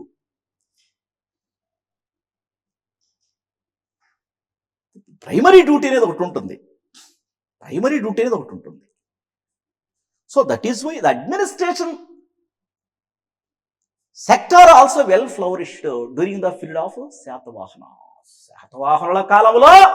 ఇలా శ్రీముఖుడి యొక్క పాలనా కాలము నుంచి, కృష్ణుడి పాలనా కాలము నుంచి, మొదటి శాతకర్ణి పాలనా కాలము నుంచి ఇక 3వ పులోమావి దాకా కూడా ఆ రాజులు చేసినటువంటి మంచి పనులు, ఆ రాజులు విస్తరించినటువంటి విధానము, ఆ రాజులు చేసినటువంటి వితరణలు, దానాలు, వీటి మీద మనం ఇప్పుడు రాజకీయ, ఆర్థిక, వర్తక, వాణిజ్య, సామాజిక, సాంస్కృతిక, మత, స్త్రీ, వాస్తు నిర్మాణాలు చూడాలా. సార్ ఇన్ని చూస్తే ఎన్ని వస్తాయి సార్ బిట్లు, నాకు తెలియక అడుగుతాను అని మనసు అడుగుతుంది, మీరు మనసు అడుగుతుంది. ఎన్ని వస్తాయని మనం చెప్పలేమమ్మా. అంజని వేద్దాం, నాయుడుపేటకు పోయి ప్రశ్న చేయించుకుందాం, ఎవరు ఏం చెప్పలేరు. మొన్నట్టే చాలా మంది ఏం చేశారు అంటే పుస్తకాలు బాగా చదివేసి ఎగ్జామ్కి పోయినారు. పుస్తకాల్లో రాలా, అంటే వచ్చాయి ఎక్కడో కార్నర్లో నుంచి మిళితం చేసి అట్లా ఇవ్వడం జరిగింది. అవి పుస్తకాల్లోనే ఉండయి. కానీ విశ్లేషణాత్మకంగా చదువుకోవడంలో పిల్లలు ఏం చేశారంటే ఇన్స్టెంట్గా చదువుకోవటం. అంటే ఈయన రోబో అయినట్టు జాగ్రఫీ అయిపోయింది, హిస్టరీ అయిపోయింది, అర్థమెటిక్ రీజనింగ్ అయిపోయింది అని చాలా రీజన్గా పోయి ఎగ్జామ్ హాల్లో కూర్చొని పైకి కిందకి చూస్తూ చాలా విచిత్రమైన ప్రవర్తనలు చేసిన దాఖలాలు ఉన్నాయి. అంటే స్పష్టంగా నేర్చుకుని పోయినప్పుడు అంటే అందుకే మీరు గమనించండి, హిస్టరీ అండ్ జాగ్రఫీని ఖచ్చితంగా పెట్టారు పిల్లలు. ఇది ఫ్యాక్ట్స్ ఉంటాయి. అందుకని 75 మార్కులు ఏపీ హిస్టరీ నుంచి దిగే సందర్భంలో మీరు ఇలా శిక్షణ పొందిన సందర్భంలో బిట్టు ఎక్కడికి పోదు. 75కి 75 easily you recognise in your upcoming examination. Why because దీంట్లో మాయా లేదు, మంత్రం లేదు, యంత్రం లేదు, తంత్రం లేదు, మంత్ర కాళిది యంత్ర మంత్రం మూడి ఏముండదు అన్నట్టు. ఇక్కడ టక్కు టమార గజకర్ణ గోకర్ణ విద్యలు ఏమీ ఉండవు హిస్టరీలో. ఫ్యాక్ట్ పలానా శాసనం వివరించి దాంట్లో ఏం చెప్పారు, ఆనాడు రాజు ఎవరు, వీలైతే సంవత్సరం ఏదైనా ప్రాధాన్యత ఉంటే ఇది డైరెక్టెడ్. అందరూ మీకు వ్యక్తులే కనపడుతూ ఉంటారు, వాళ్ళ శక్తులే కనపడుతూ ఉంటాయి, మీకు అతీంద్రియ శక్తులు కనపడకూడదు. ఓకేమా. శాతవాహనులు వర్ణపరంగా ఏ వర్ణానికి చెందినవారు? బ్రాహ్మణుల, క్షత్రియుల, వైశ్యుల, శూద్రుల అని అడిగాను నేను. బ్రాహ్మణులు, బ్రాహ్మణోత్తములు. అయ్యా, ద్విజకుల వర్ధన అనే బిరుదు ఎవరిది? గౌతమీపుత్ర శాతకర్ణిది. వాసుదేవ మతం అంటే కృష్ణుని ఆరాధన అనేటటువంటిది ఏ పాలకుడి కాలంలో మన తెలుగు నేలలో ప్రవేశించింది? కృష్ణుడు. తొలి శాతవాహనుల మతం ఏంటి? జైనులు, జైన మతం. గౌతమి పుత్ర శాతకర్ణిని గురించి తెలియజేయు శాసనమైన నాసిక్ ప్రశస్తి ప్రకారము దాన్ని జారీ చేసింది ఎవరు? గౌతమి. ఎవరి కాలంలో సంస్కృతం పరిడమిల్లింది, స్వర్ణయుగమైంది? కుంతల శాతకర్ణి భార్య పేరు మలయవతి. లీలావతి ఎవరు? హాలుని భార్య. లీలావతి అనే గ్రంథాన్ని రాసింది ఎవరు? కుతూహలుడు. గాథా సప్తశతి హాలుడు. బృహత్ కథ గుణాఢ్యుడు. ఏ భాషలో? పైశాచిక ప్రాకృత భాషలో. దేశీ పదానికి ఒక ఉదాహరణ చెప్పండి. తప్పు. నాగబు తెలుగు పదం, దేశీ పదం కాదది. పొట్ట, ఇది కరెక్ట్. పొట్ట. అద్దం, అత్త, ఇవన్నీ దేశీ భాషా పదాలు. రైట్. శ్రీముఖుడు అనేటటువంటి వ్యక్తి ఎక్కడ జైన ఆవాస కేంద్రాన్ని ఏర్పరిచాడు? కొలనుపాక. కొలనుపాకకు మరో పేరు ఏం చెప్పుకున్నాం? కొల్లిపాక. సో కాబట్టి ఇక్కడ మనం గమనిద్దాం ఒక్కసారి. అడ్మినిస్ట్రేషన్, పరిపాలనా సౌలభ్యము కొరకు శాతవాహనుల పాలకులు తమ రాజ్యాన్ని ఆహారాలను విషయాలను గ్రామాలుగా విభజించడమే కాకుండా తమ సామంతులకు ఇచ్చిన రాజ్య పాలనా భూభాగాలను జనపదాలు అంటారు. ఏమంటారు? జనపదాలు అంటారు. కాబట్టి ఇక్కడ చూడండి, శాతవాహనులకు సంబంధించిన పరిపాలనా అంశాల్లో ఆహారము నేటి స్టేట్ అంటే రాష్ట్రంతో సమానము. మైండ్లోకి వెళ్ళిపోవాలి మీకు ప్రతి టాపిక్. దీని మీద కుమారామాత్య అనేటటువంటి వ్యక్తి ఉంటాడమ్మా. కుమారామాత్య అంటే రాజు యొక్క కుమారుడు కావచ్చు, ఎవరైనా కావచ్చు, వాళ్ళకి సంబంధించిన సంబంధికులు, బిలాంగింగ్స్, అది సిబ్లింగ్స్. ఆహారము తర్వాత ఏంది? విషయము అనేది పరిపాలనా విభాగం. విషయము నేటి దేంతో సమానము? జిల్లా. విషయము నేటి జిల్లాతో సమానము. విషయంపై అధిపతిని లేదా పాలకుడిని విషయపతి అంటారు. ఇక్కడ విషయపతి. అలా విషయము విషయాలు చూస్తూ ఉంటారు. ఎందుకు కొంతమంది ఇప్పుడు నెల్లూరులో కావచ్చు, ఇంకెక్కడైనా కావచ్చు, ఏంది విషయమా అంటారనరా? నెల్లూరులో ఇంకొక పదం ఉంది, ఏంది మందల. ఏంది మందల అంటే ఏందమ్మా? ఏంది విషయం అంటే ఏందమ్మా? పని ఏంది అని అర్థం. ఆమె కరెక్ట్ అన్నట్టు. ఇది జనరల్గా మనం ఉపయోగించేటటువంటి పదమే. అలాగే గ్రామము ఏదైతే ఉందో, ఈ గ్రామాలు గుల్మిక అనే పదాన్ని కూడా సూచిస్తూ ఉంటుంది. గుల్మిక అంటే గ్రామాల కలయిక. గుర్తుపెట్టుకోండి, ఈ బిట్టు గతంలో గ్రూప్ 2లో అడిగాడు. గుల్మిక అంటే గ్రామాల కలయిక. ఈ విషయాన్ని మనకు మేకధోని శాసనం తెలియజేస్తుంది. గౌల్మిక అంటే ఇంకొక అర్థం, అంటే గుల్మికే ఇంకొక దృక్పథంలో అర్థము సరిహద్దు రక్షకులు అని అర్థం కూడా ధ్వనిస్తుంది. అంటే ఇందాక కూడా చెప్పుకున్నాం మనం, గుల్మికులు ఏం చేయాలో? రక్షించాలి, పరిపాలించాలి సరిహద్దులలో. ఫర్ ఎగ్జాంపుల్ ఇప్పుడు భారతదేశంలో బిఎస్ఎఫ్ అంటాం కదా. బిఎస్ఎఫ్ అంటే ఏంది? Border security force. మనం ఇక్కడ ఎంత ప్రశాంతంగా ఉండమంటే కారణం అక్కడ సరిహద్దులు రక్షిస్తూ ఉన్నటువంటి వీర సైనికులు, వీర జవాన్లని గుర్తుపెట్టుకోండి. అలాగే జనపదాలు, సామంత రాజ్యాలు అన్నాం. జనపదాలు ఎగ్జాంపుల్ అనుప. చూడండి, ఇందాక చెప్పాను, అసక, మసక, ములుక, కుకురాంత, అనుప, విదర్భ, శ్రీశైల, సిరిటన, మహేంద్రగిరి లాంటి ప్రాంతాలను జయించాడమ్మా గౌతమీపుత్ర శాతకర్ణి. ఆయన రాజ్యంలో మాహిష్మతి అనే ఒక ప్రాంతం ఉండిందని మనం చెప్తున్నాం. ఆ మాహిష్మతి ఆయన యొక్క భూభాగములో ఉన్నటువంటి సామంత రాజ్యమైన లేదా జనపదమైన అనుప అనే దాని రాజధాని అది, లేదా అనుప ముఖ్య పట్టణం. ఫర్ ఎగ్జాంపుల్, మీకు తెలుసో లేదో తెలుసుంటుంది కూడాను, కొన్ని జిల్లాలకి జిల్లా పేరు ఉంటుంది, దాని ముఖ్య పట్టణం వేరే దగ్గర ఉంటుంది. దాని ముఖ్య పట్టణం వేరే దగ్గర ఉంటుంది. ఫర్ ఎగ్జాంపుల్, పశ్చిమ గోదావరి జిల్లా ఉంది. పశ్చిమ గోదావరి జిల్లా అంటే ఉమ్మడిగా చెప్తున్నాను, దాని ముఖ్య పట్టణం ఏలూరు. ఇట్లా ప్రాథమిక దృక్పథంలో మనం గమనించాల్సినటువంటి బాధ్యత ఉంది. చూడ అలాంటి సామంత రాజ్యాలకు ఉదాహరణ అనుప. దీని యొక్క ముఖ్య ప్రాంతం, ముఖ్య పట్టణం మహిష్మతి, అక్కడి నుంచి పాలించేవారు. అలాగే ఋషిక అనేటటువంటి సామంత జనపదం ఉండేది. ఋషిక ఫర్ ఎగ్జాంపుల్ సౌరాష్ట్ర అంటే గుజరాత్. సౌరాష్ట్ర అంటే గుజరాత్. మొన్న కూడా మీకు చెప్పా, సోమనాథ దేవాలయం ఎక్కడుంది? సౌరాష్ట్రలో ఉంది, అంటే గుజరాత్లో ఉంది. ఈ సోమనాథ దేవాలయం ఉండే ఊరు పేరు ప్రభాస్ పఠాన్, అందుకే దాన్ని సౌరాష్ట్ర సుందరం సోమనాథీశ్వరం అంటారు. అలాగే మీకు గమనించండి, మహాకార్యక అనే వ్యక్తి గ్రామాలలో సమస్యల పరిష్కారంట ఆయన. గ్రామాల్లో ఇప్పుడు మనం గ్రామ పంచాయతీలు అంటున్నాం, అన్నాడు పంచాయతీలు అంటుంటారు. గమనించండి, కొందరు తీర్పు చెప్పటం. ఇప్పుడు చిన్న వివాదాలు వచ్చాయనుకోండి, ఎవరికైనా ఆ చిన్న వివాదాలు వస్తే ఆ వివాదాలను పరిష్కరించే వ్యక్తిని పరిష్కారి అంటారు. పరిష్కారి చేసే వ్యక్తికి ఇంకొక పదజాలం శాతవాహనుల కాలంలో మహాకార్యక అంటే మంచి కార్యాన్ని చేసేవాడు అని అర్థం.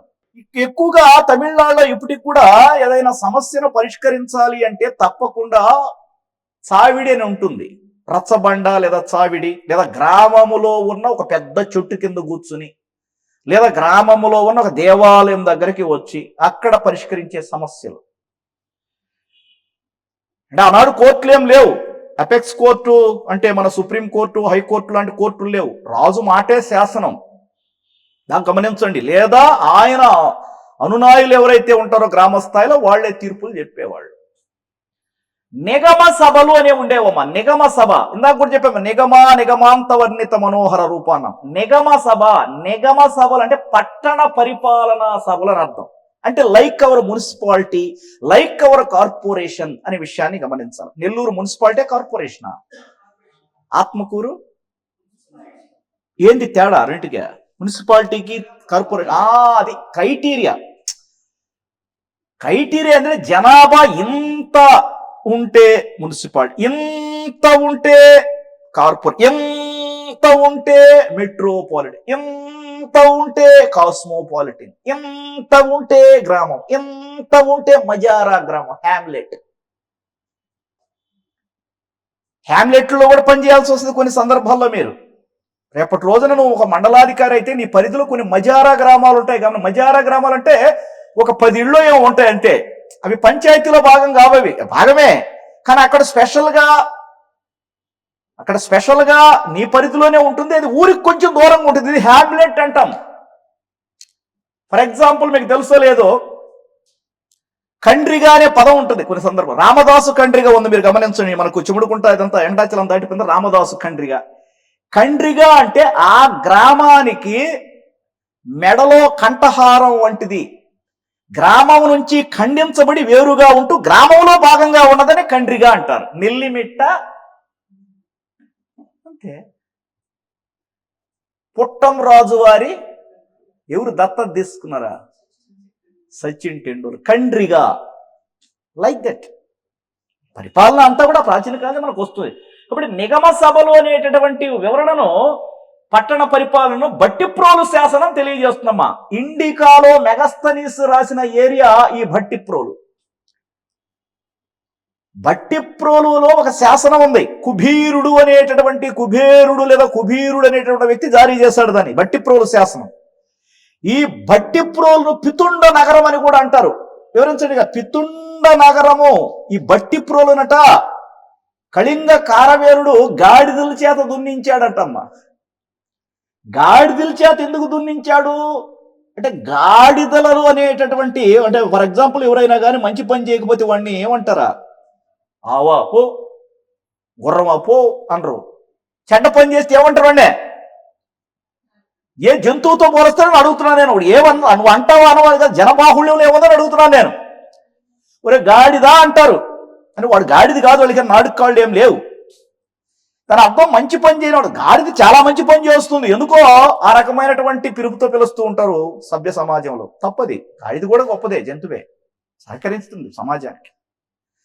మరి ఇటువంటి పట్టణ పరిపాలన గురించి తెలియజేసే శాసనం బట్టిప్రోలు శాసనం అమ్మా. బట్టిప్రోలులో స్తూపం ఉందమ్మా. ఈ బట్టిప్రోలు బౌద్ధ స్తూపము, ఆంధ్రాలో అతి ప్రాచీన స్తూపము. ఇది కూడా గుర్తుపెట్టుకోవాలి మీరు. Bhattiprolu stupa ancient stupa in Andhra. పెద్దది అమరావతి, పెద్ద స్తూపం అమరావతి, ప్రాచీన స్తూపము బట్టిప్రోలు. బట్టిప్రోలు శాసనములోనే నిగమ సభల వర్ణన ఉన్నది. నిగమ సభల వర్ణను ప్రధానంగా పేర్కొంటున్నటువంటి శాసనము బట్టిప్రోలు శాసనం. Very very important administration. మీకు ఎప్పుడైనా ఏపీ హిస్టరీలో మీకు ఏమన్నాడు టైటిల్? ఆంధ్రప్రదేశ్ చరిత్ర సంస్కృతి అన్నాడు. ఒక రాజ్యం ఇచ్చినప్పుడు వాళ్ళ చరిత్ర ప్లస్ సంస్కృతి, ఇది మనం అధ్యయనం చేయాలి. సంస్కృతిలో భాగం అడ్మినిస్ట్రేషన్. మీరు పాలనా రంగానికి రాబోతున్నారంటే పరిస్థితులు కూడా అక్కడి నుంచే వస్తాయి ఎక్కువగా. అలాగే గహపతులు చూడండి, నిగమ సభలు అంటే ఈ సభలోని సభ్యులను గహపతులు అంటారమ్మా. గహపతులు అంటారు అంటే మెంబర్స్. ఇప్పుడు మనకి ఎదురుగా మెక్లియన్స్ క్లబ్ ఉంది, మీకు తెలుసా? లీలామహల్ ఉంది ఇక్కడ, లీలామహల్ ఉందా లేదా వెనక? ఈ లీలామహల్ ఎదురుగా మెక్లియన్స్ క్లబ్ అని ఉంటుంది చూడండి. వెళ్ళేటప్పుడు టెలిఫోన్ భవన్కు పక్కనే. మేము డిగ్రీ చదివే రోజుల్లో అక్కడ మేము క్రికెట్ చూసేది. అప్పుడు పెద్ద సెల్ ఫోన్లు ఇవన్నీ ఏం లేవు కదా. టీవీ అంటే ఇక్కడ నెల్లూరులో ఉంటున్నాం కాబట్టి అక్కడ టీవీలు అందరి ఇళ్లలో ఉండొచ్చు. అక్కడ పెద్ద టీవీ పెట్టి ఉంటారు, అక్కడ దాంట్లో సభ్యులు చూస్తుంటారు. కాబట్టి మేము స్టూడెంట్స్ కాబట్టి మేము పోయి చూస్తూ ఉండేది. అప్పుడు చిన్నగా కనిపించేది. 6 అందరూ 6. ఎవరు కొట్టాడు 6? ఎవరు కొట్టింది ఇప్పుడు? 10 మేము అప్పుడు ఆనందపడి అక్కడ కనిపించేది కూడా కాదు, అదొక ఆనందం. అది క్లబ్, మెక్లియన్స్ క్లబ్ అంటారు దాన్ని. కాబట్టి మీరు అబ్జర్వ్ చేసుకోవచ్చు. అలా క్లబ్లోని సభ్యులు ఎట్లున్నారు ఇప్పుడు, అలాగా ఆనాడు సభ్యులు ఉండేది. ఈ నిగమ సభల్లో సభ్యులు ఉండేది. ఈ నిగమ సభల్లో సభ్యులు అనేటువంటి వారు వారి వారి యొక్క పట్టణ అభివృద్ధి కోసం. పట్టణాభివృద్ధి అంటే ఇక్కడ అర్థమైంది, తాగునీరు, సాగునీరు, విద్య, వైద్యము, ఇవైతే ఏవైతే ఉన్నాయో ఇవన్నీ కూడా పార్ట్ అండ్ పార్సిల్ అన్నట్టు. వీటిని డెవలప్ చేయాలి, శానిటేషన్ చేయాలి. అందుకే మీరు గమనించండి, ఇప్పుడు ఉన్నటువంటి చాలా మందికి ఆ బాధ్యతలో వ్యవహరిస్తూ ఉంటారు. పందులు తిరుగుతూ ఉన్నాయి అనుకోండి, పందులు తిరుగుతూ ఉన్నాయి మన పరిసర ప్రాంతాల్లో, వార్డు పరిసర ప్రాంతాల్లో. మరి మనం నివేదిక ఎవరికొకరికి ఇస్తాం, అక్కడ ఉన్న సంబంధిత అధికారులకు. వాళ్ళు కూడా నివారించాలి, అవి రాకుండా చూసుకోవడం. అవి వస్తే మెదడు వ్యాధులు లాంటివి వస్తాయని చెప్పేయడం కావచ్చు, అవేర్నెస్ క్రియేట్ అవి చేస్తుంటారు వీళ్ళది. ప్రైమరీ డ్యూటీ అదే. అడ్మినిస్ట్రేటర్ ప్రైమరీ డ్యూటీ ఏంది అదే. ఇప్పుడు ఆర్బీకేలు ఉన్నాయి. ఆర్బీకేలు ఏం చేస్తారు? ఆర్బీకే దగ్గరకు పోయి అయ్యా నాకు ఇంజక్షన్ అయ్యి అన్నదంట ఒక ఆమె. ఆర్బీకే వాళ్ళు చేసేది ఏంటి? పంటల యొక్క ఉత్పత్తి, దాని గిట్టుబాటు ధరలో ఏంది? రైతు బజార్ అంటే రైతు బజార్లో ఏం చేయాలి? ప్రైమరీ డ్యూటీస్ అంటే కొన్ని ఉంటాయి. నేచర్ ఆఫ్ జాబ్ అంటారు దాన్ని, నేచర్ ఆఫ్ జాబ్ అంటారు దాన్ని. ఆ నేచర్ ఆఫ్ జాబ్ ఏంది? డాక్టర్ వృత్తి ఏంది? డాక్టర్ ఏం చేయాలా?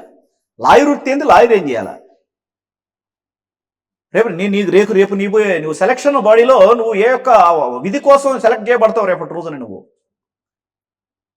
ఇలాంటివి ఈ గహపతులు అనేటటువంటి నిగమ సభ సభ్యులు ఇలాంటి వ్యవహారాలు చూస్తుంటారు. అడ్మినిస్ట్రేషన్, విలేజ్ అడ్మినిస్ట్రేషన్ కాదు ఇక్కడ, టౌన్ లేదా పట్టణ అడ్మినిస్ట్రేషన్. విలేజ్ అడ్మినిస్ట్రేషన్ గుల్మికా, అర్బన్ అడ్మినిస్ట్రేషన్ గహపతులు పార్ట్ అండ్ పార్సల్ విత్ నిగమ సభలు అకార్డింగ్ టు బట్టిప్రోలు ఇన్స్క్రిప్షన్. భూములు ఇక్కడ చూడండి, రాజకంకేట. ఇందాక చెప్పాను, రాజు భూమిని ఏమంటారు? రాజకంకేట. ఈ భూములను రాజు ఎవరికైనా ఇచ్చుకోవచ్చు, వితరణలో గావించవచ్చు, బ్రాహ్మణోత్తములకు ఇవ్వచ్చు, మిరాసి హక్కులతో ఇవ్వచ్చు, వంశపారంపర్యంగా వాళ్ళు ఎవరికైనా ఇచ్చుకోవచ్చు. ఆ భూముల్లో వాళ్ళు పంట పండించుకోవచ్చు, లేదా ఆ భూముల్లో వాళ్ళు నివాసం కల్పించుకోవచ్చు. ఆ భూముల్లో వాళ్ళు అద్భుతమైనటువంటి ఏ పనులైనా, దేవాలయాలు కావాలి ఏర్పాటు చేసుకోవచ్చు, ఏమైనా చేసుకోవచ్చు. ఆ భూమిని డొనేట్ చేసిన తర్వాత రాజు ఆ భూమిని పరిరక్షిస్తాడు తప్ప దాని మీద ఆయనకు హక్కులు ప్రధానంగా ఉంటాయా లేవని. రాజు భూమి మొత్తానికి హక్కుదారుడే, కానీ దాని దగ్గర ఉన్నటువంటి రాజకంకేట భూమిలో నుంచి కొంత భూభాగాన్ని ఏం చేయడం జరుగుతుంది అంటే తృణమో ఫణమో కొద్దో మోతాదులో దానం చేయాలి. దానము చేయడం అనేటటువంటిది, బ్రాహ్మణులకు దానం చేయడం భూములు అనేటువంటి ఆచారాన్ని ప్రారంభించినటువంటి వ్యక్తి మొదటి శాతకర్ణి లేదా శాతవాహనులు ఆంధ్రదేశ్లో ఈ రకంగా దానాలు, భూములు దానం చేయడం అనే కార్యక్రమం అనేటువంటిది ప్రారంభమైంది మిత్రులారా, మీరు గమనించాలా. అలాగే మనం గమనిస్తే పరిపాలన అంశాలు అత్యంత ప్రాధాన్యత పోషిస్తాయి. కౌటిల్యుని అర్థశాస్త్రం, దీనికే మరో పేరు రాజకీయ అర్థశాస్త్రం ప్రకారము శాతవాహనులు కూడా పరిపాలన కొనసాగించారు. రాజకీయ అర్థశాస్త్రం ప్రకారం సప్తాంగ సిద్ధాంతం ఇందాక చెప్పాను నేను మీకు. అలాగే మనుధర్మ శాస్త్రం ప్రకారము కూడా పరిపాలన సాగేది. మనువు మీరు ప్రాచీన భారతదేశ చరిత్రలో గమనించి ఉంటారు. మనువే వర్ణ వ్యవస్థకు ఆద్యుడు. అంటే మనువు, పురూరవుడు వీళ్ళందరూ రాజులు, ప్రాచీన రాజులు వీళ్ళు. మనువు అంటే ఎవరో చాలా మందికి ఎవరు అబ్బాయినా అనుకుంటుంటారు. మనువు అనే వ్యక్తి చెప్పినటువంటిగా నడుచుకోవడం ద్వారా ఒక బుక్ క్రియేట్ అయింది, రాయబడింది. ఆ బుక్కే మనుధర్మ శాస్త్రం. దాంట్లోనే వర్ణం అంటే బ్రాహ్మణోత్తములు, క్షత్రియోత్తములు, వైశ్యోత్తములు, శూద్రులు అనే ఈ రకమైనటువంటి స్ప్లిట్ అనేటటువంటిది రావడం జరిగింది. దాని ప్రకారం ఆనాడు పరిపాలన చూడండి. రాజు యొక్క పరిపాలన తర్వాత ఆయన కొడుకు మళ్ళా రాజు అయితే దాన్ని రాచరికం అంటాం. దీన్ని వంశపారంపర్యం. అయితే ఇందాక మీరు గమనించారు, రాజు తర్వాత, శ్రీముఖుడు తర్వాత వెంటనే ఆయన కొడుకు రాలే, తమ్ముడు వచ్చాడు. తమ్ముడు ఎందుకు వచ్చాడు అంటే బహుశా అప్పుడు రాజు మరణించే నాటికి రాజు కొడుకు చిన్నోడై ఉండొచ్చు, మైనర్ అయి ఉండొచ్చు, మైనర్ బాబు అయి ఉండొచ్చు. రాజు మైనర్గా ఉన్నాడు కాబట్టి రాజు మేజర్ అయ్యిందాక ఆపద్ధర్మంగా సింహాసనాన్ని రాజు రక్త సంబంధీకుడైనటువంటి ఆయన సోదరుడు రాజ్యానికి రావడం జరిగింది. బాగా గమనించండి. శ్రీరామచంద్రుడు అడవులకు పోతూ ఉన్నప్పుడు మరి అంటే కొన్ని కారణాల వలన ఆయన సోదరుడు భరతుడు రాజ్యానికి రావాలని తీర్మానాలు చేసేయడానికి రకరకాల కథనం మీకు తెలుసు. అంటే సోదరుడు రాజ్యానికి రావడం అనేటువంటి ఆలోచన విధానాలు కూడా మనకు రామాయణ, మహాభారత ఇతిహాస గ్రంథాల్లో పేర్కొనడం జరిగింది. చూడండి, రాజుకు పరిపాలనలో సహకరించడానికి ప్రధానంగా 4 మంత్రులు ఉండేవారయ్యా. 4 పిల్లర్స్ అంటాం మనం. ఒకరు విశ్వామాత్య, ఈయన ఎవరంటే ప్రధాని ప్లస్ రాజుకు ఆంతరంగిక సలహాదారుడు. ఫర్ ఎగ్జాంపుల్, రాజు యుద్ధానికి బాబోతున్నాడు. ఈరోజు రాజు ప్లీజ్ ఆగక్కడ, ఏమయ్యా ఈరోజు అమావాస్య అంటున్నారు, నిజమైన అమావాస్య ఈరోజు? మంచిది కాదు, శుభం కాదు, రేపు ఉదయాన్నే అర్లీ మార్నింగ్ బయలుదేరుదు. ఆగు. తన మనసులో ఏదైనా ఉన్నా మొత్తం రాజుకు వివరించగలిగిన శక్తి, సామర్థ్యం, అర్హత ఉండే వ్యక్తి విశ్వామతి. విశ్వసిస్తాడు రాజు, ఇన్ని విశ్వసిస్తాడు రాజు. విశ్వసించడం అంటే ఏందే? నువ్వు ఒక లెటర్ రాసిన తర్వాత యువర్ ఒబీడియంట్, యువర్ ఫెయిత్ఫుల్లీ అని రాస్తాడు. ఏంది ఫెయిత్ఫుల్ అంటే? ఫెయిత్ అంటే ఏంది? నమ్మకస్తుణ్ణి నీకు అని కదా. మరి ఇది కూడా అదే. విశ్వాసం అంటే ఏందమ్మా? నమ్మకమే. నమ్మకం నడిపిస్తుంది ప్రజల్ని ఎప్పుడైనా కానీ. అందుకే రాజుకు చాలా చెవి, ముక్కు, గొంతు, ఈరండి అయి వీళ్ళు అన్నట్టు. రాజామాత్య, ఇక్కడ కూడా అమాత్య వచ్చి విశ్వామాత్య, ఇదేమో రాజామాత్య. రాజు ఆదేశాలను అమలు చేస్తాడు. ఫర్ ఎగ్జాంపుల్, రాజు ఒక 10 ఎకరాలు పలానా భద్రనీయ శాఖ బౌద్ధులకు ఇవ్వండి అన్నాడు అనుకో, ఇచ్చి దాన్ని మళ్ళా రాజుకు చెప్తాడయ్యా ఇచ్చేసాము వాళ్ళకి. అకౌంటబిలిటీ, జవాబుదారీతనం అంటారు దీన్ని. రాజు ఏది చెప్తే అది చేసేటటువంటి వ్యక్తి ఈ రాజామాత్య. దయచేసి మీరు గమనించాల్సిన బాధ్యత ఉంది. అలాగే మహామాత్య, ఆర్థిక మంత్రి. ఇంత కీలక పోర్ట్ఫోలియోస్ చూడండి ఇవి. రాజ్యం సుభిక్షంగా ఉండాలి అంటే దాని అర్థం ఏంటి? ఆర్థికంగా బాగుండాలి, ధనం ఉండాలి.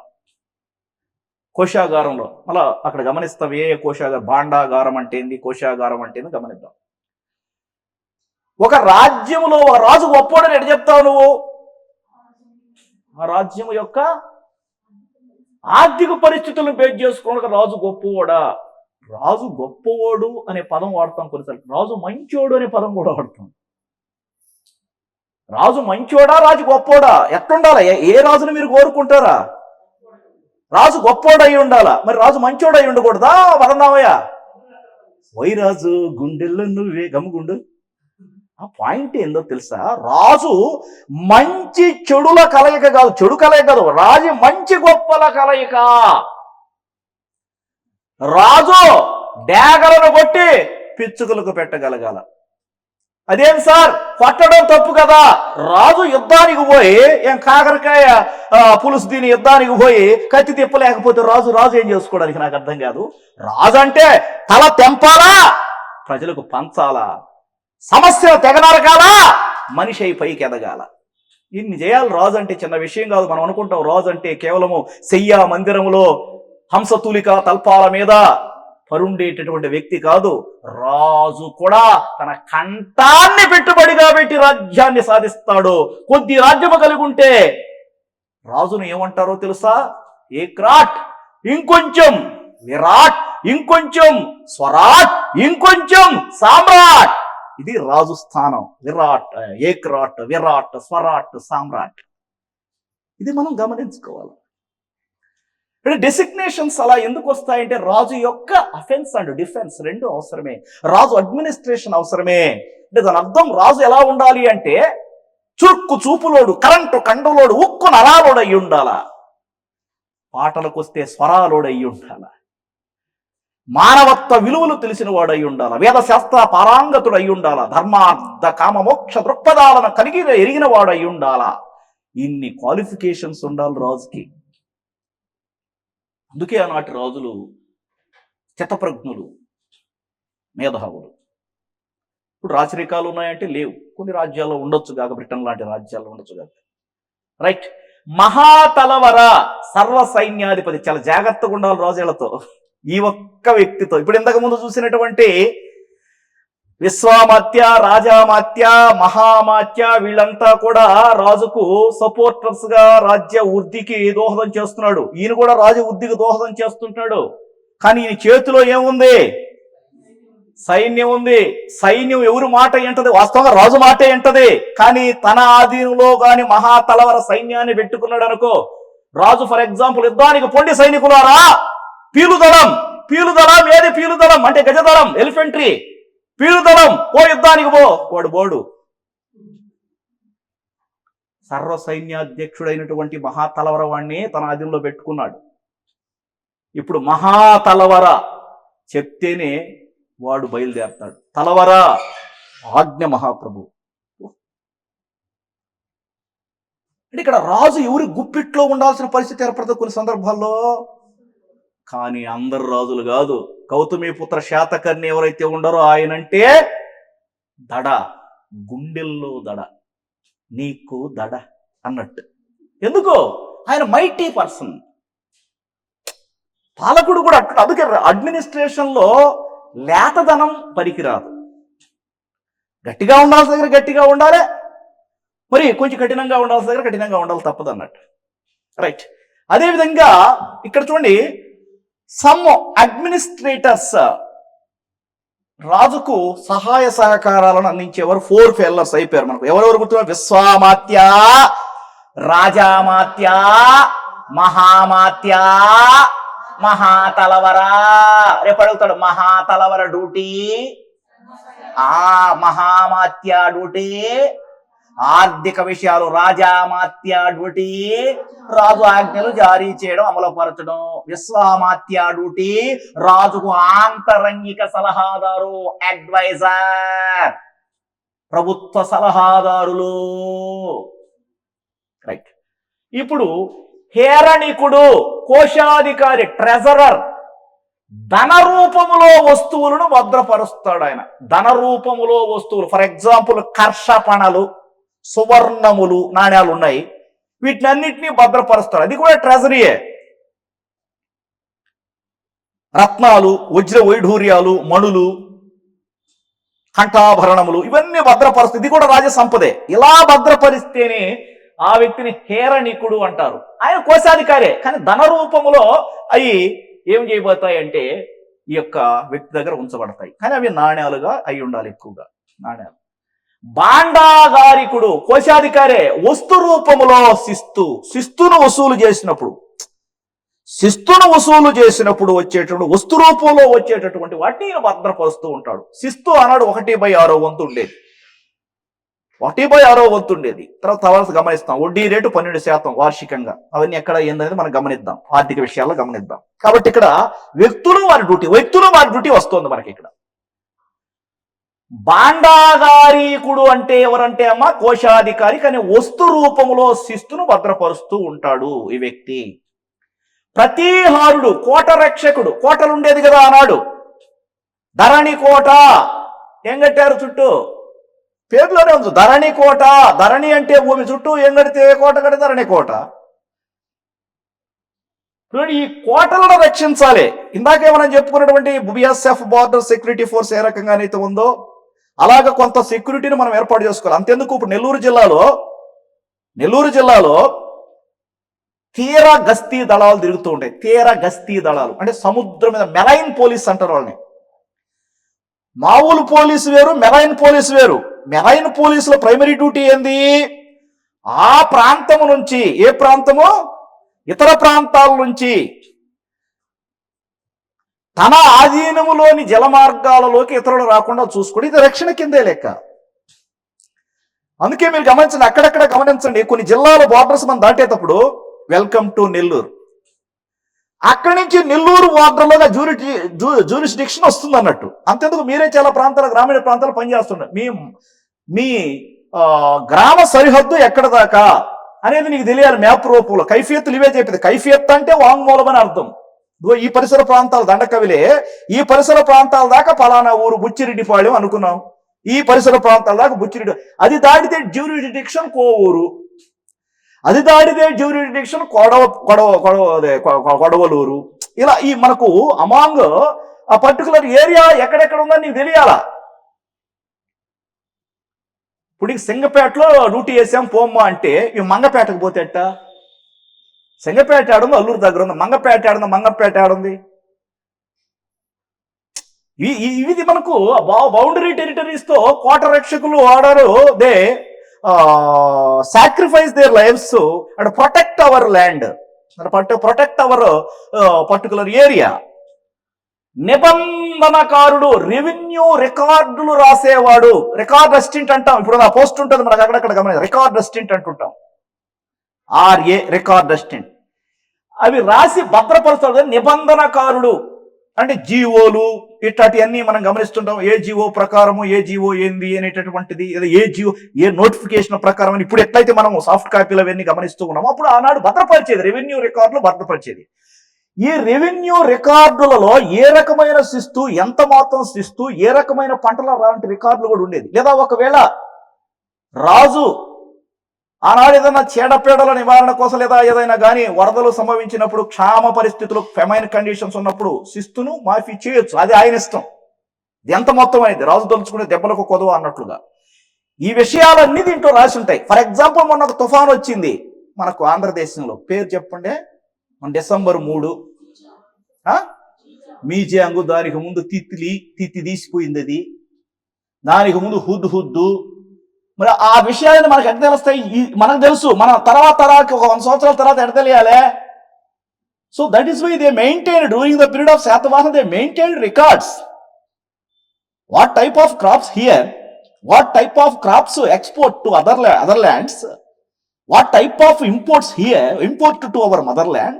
These are all primary data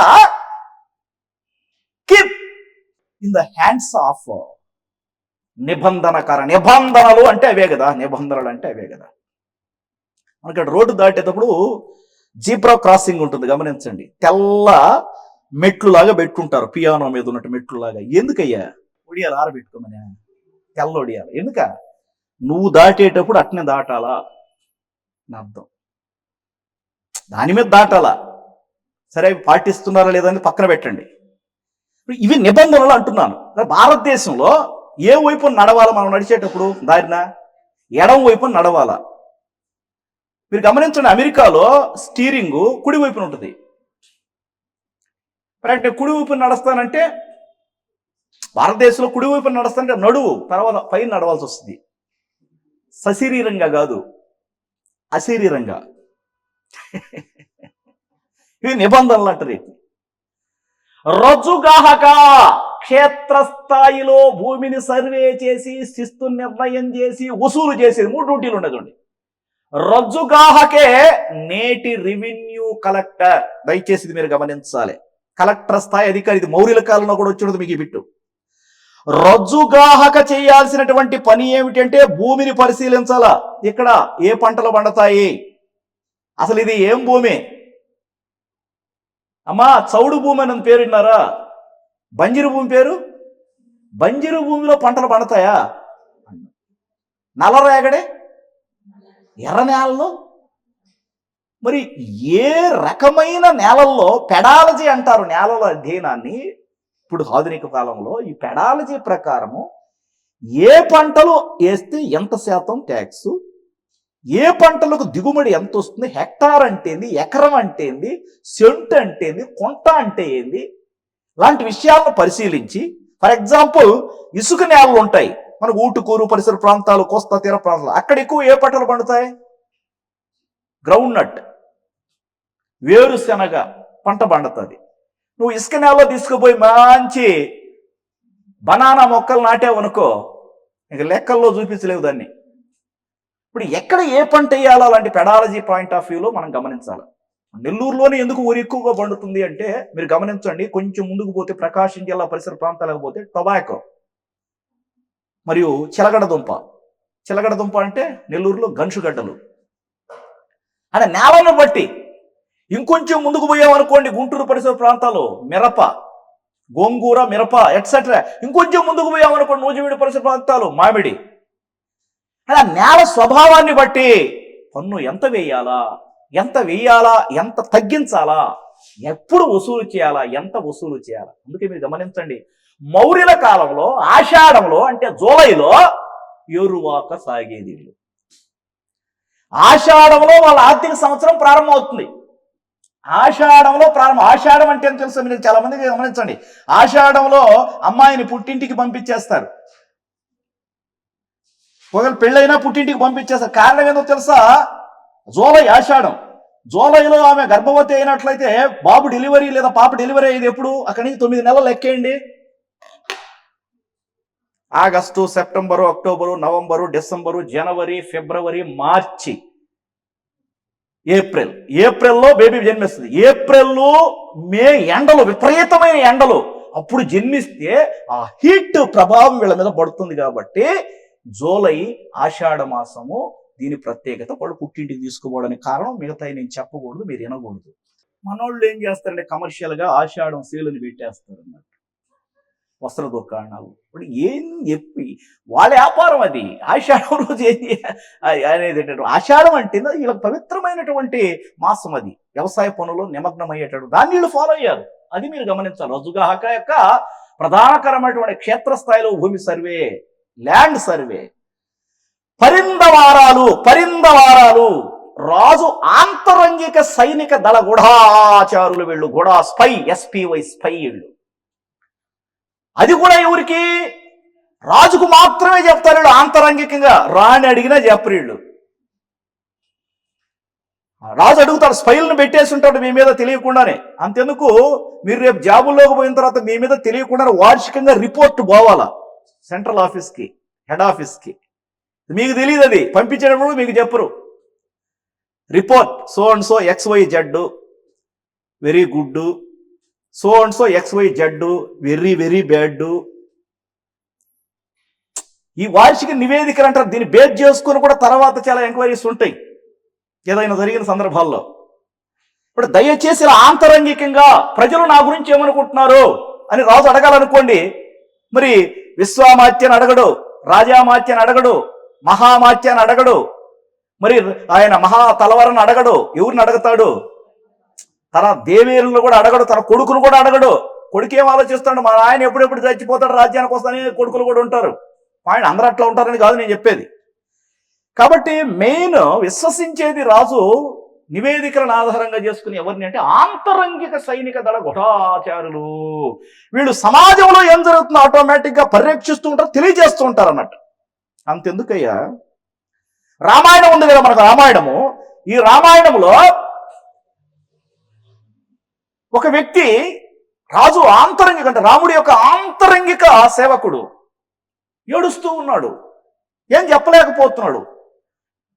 ఆంతరంగిక గూఢాచారుల ప్రత్యేకత ఏంటంటే అమ్మా, స్పైల గూఢాచార రాజు నిద్రపోతున్నా, ఏ స్థితిలో ఉన్నా, భోజనం చేస్తున్నా అసలు ఎవరు పోవడానికి వీలు లేకపోయినా వీళ్ళకి మాత్రమే ఉంటుంది అనుమతి. అది ఆంతరంగిక గూఢాచారుల ప్రత్యేకత. ఒకటి ఏడుస్తూ ఉన్నాడు రాముడి దగ్గరికి పోయి, చెప్పయ్యా ఏం లేదు, చెప్పు నాయన, ఓ అమ్మ అన్నాడు. చెప్పు, నీ తెప్పక తప్పదు, ఆయన డ్యూటీ అదే. ఏం లేదయ్యా, ప్రజలు ఎట్టు అనుకుంటున్నారు, ఒక ఆయన నిన్ను గురించి అమ్మ గురించి ఏమనుకుంటున్నారా, ఏదో లంకలో ఇన్ని రోజులు పెట్టుకుని వచ్చినంతో ఏలుతున్నాడు అన్నారయ్యా. చెప్పేశాడు. ఒరే ప్రజలు ఎట్లా అనుకుంటున్నారు నన్ను గురించి అని. అప్పుడు సీతా మహాసాధ్యమణిని నిండు చోళాలను ఎక్కడికి పంపించాడు, వీరి ద్వారా తెలిసింది ఆ ఇన్ఫర్మేషన్.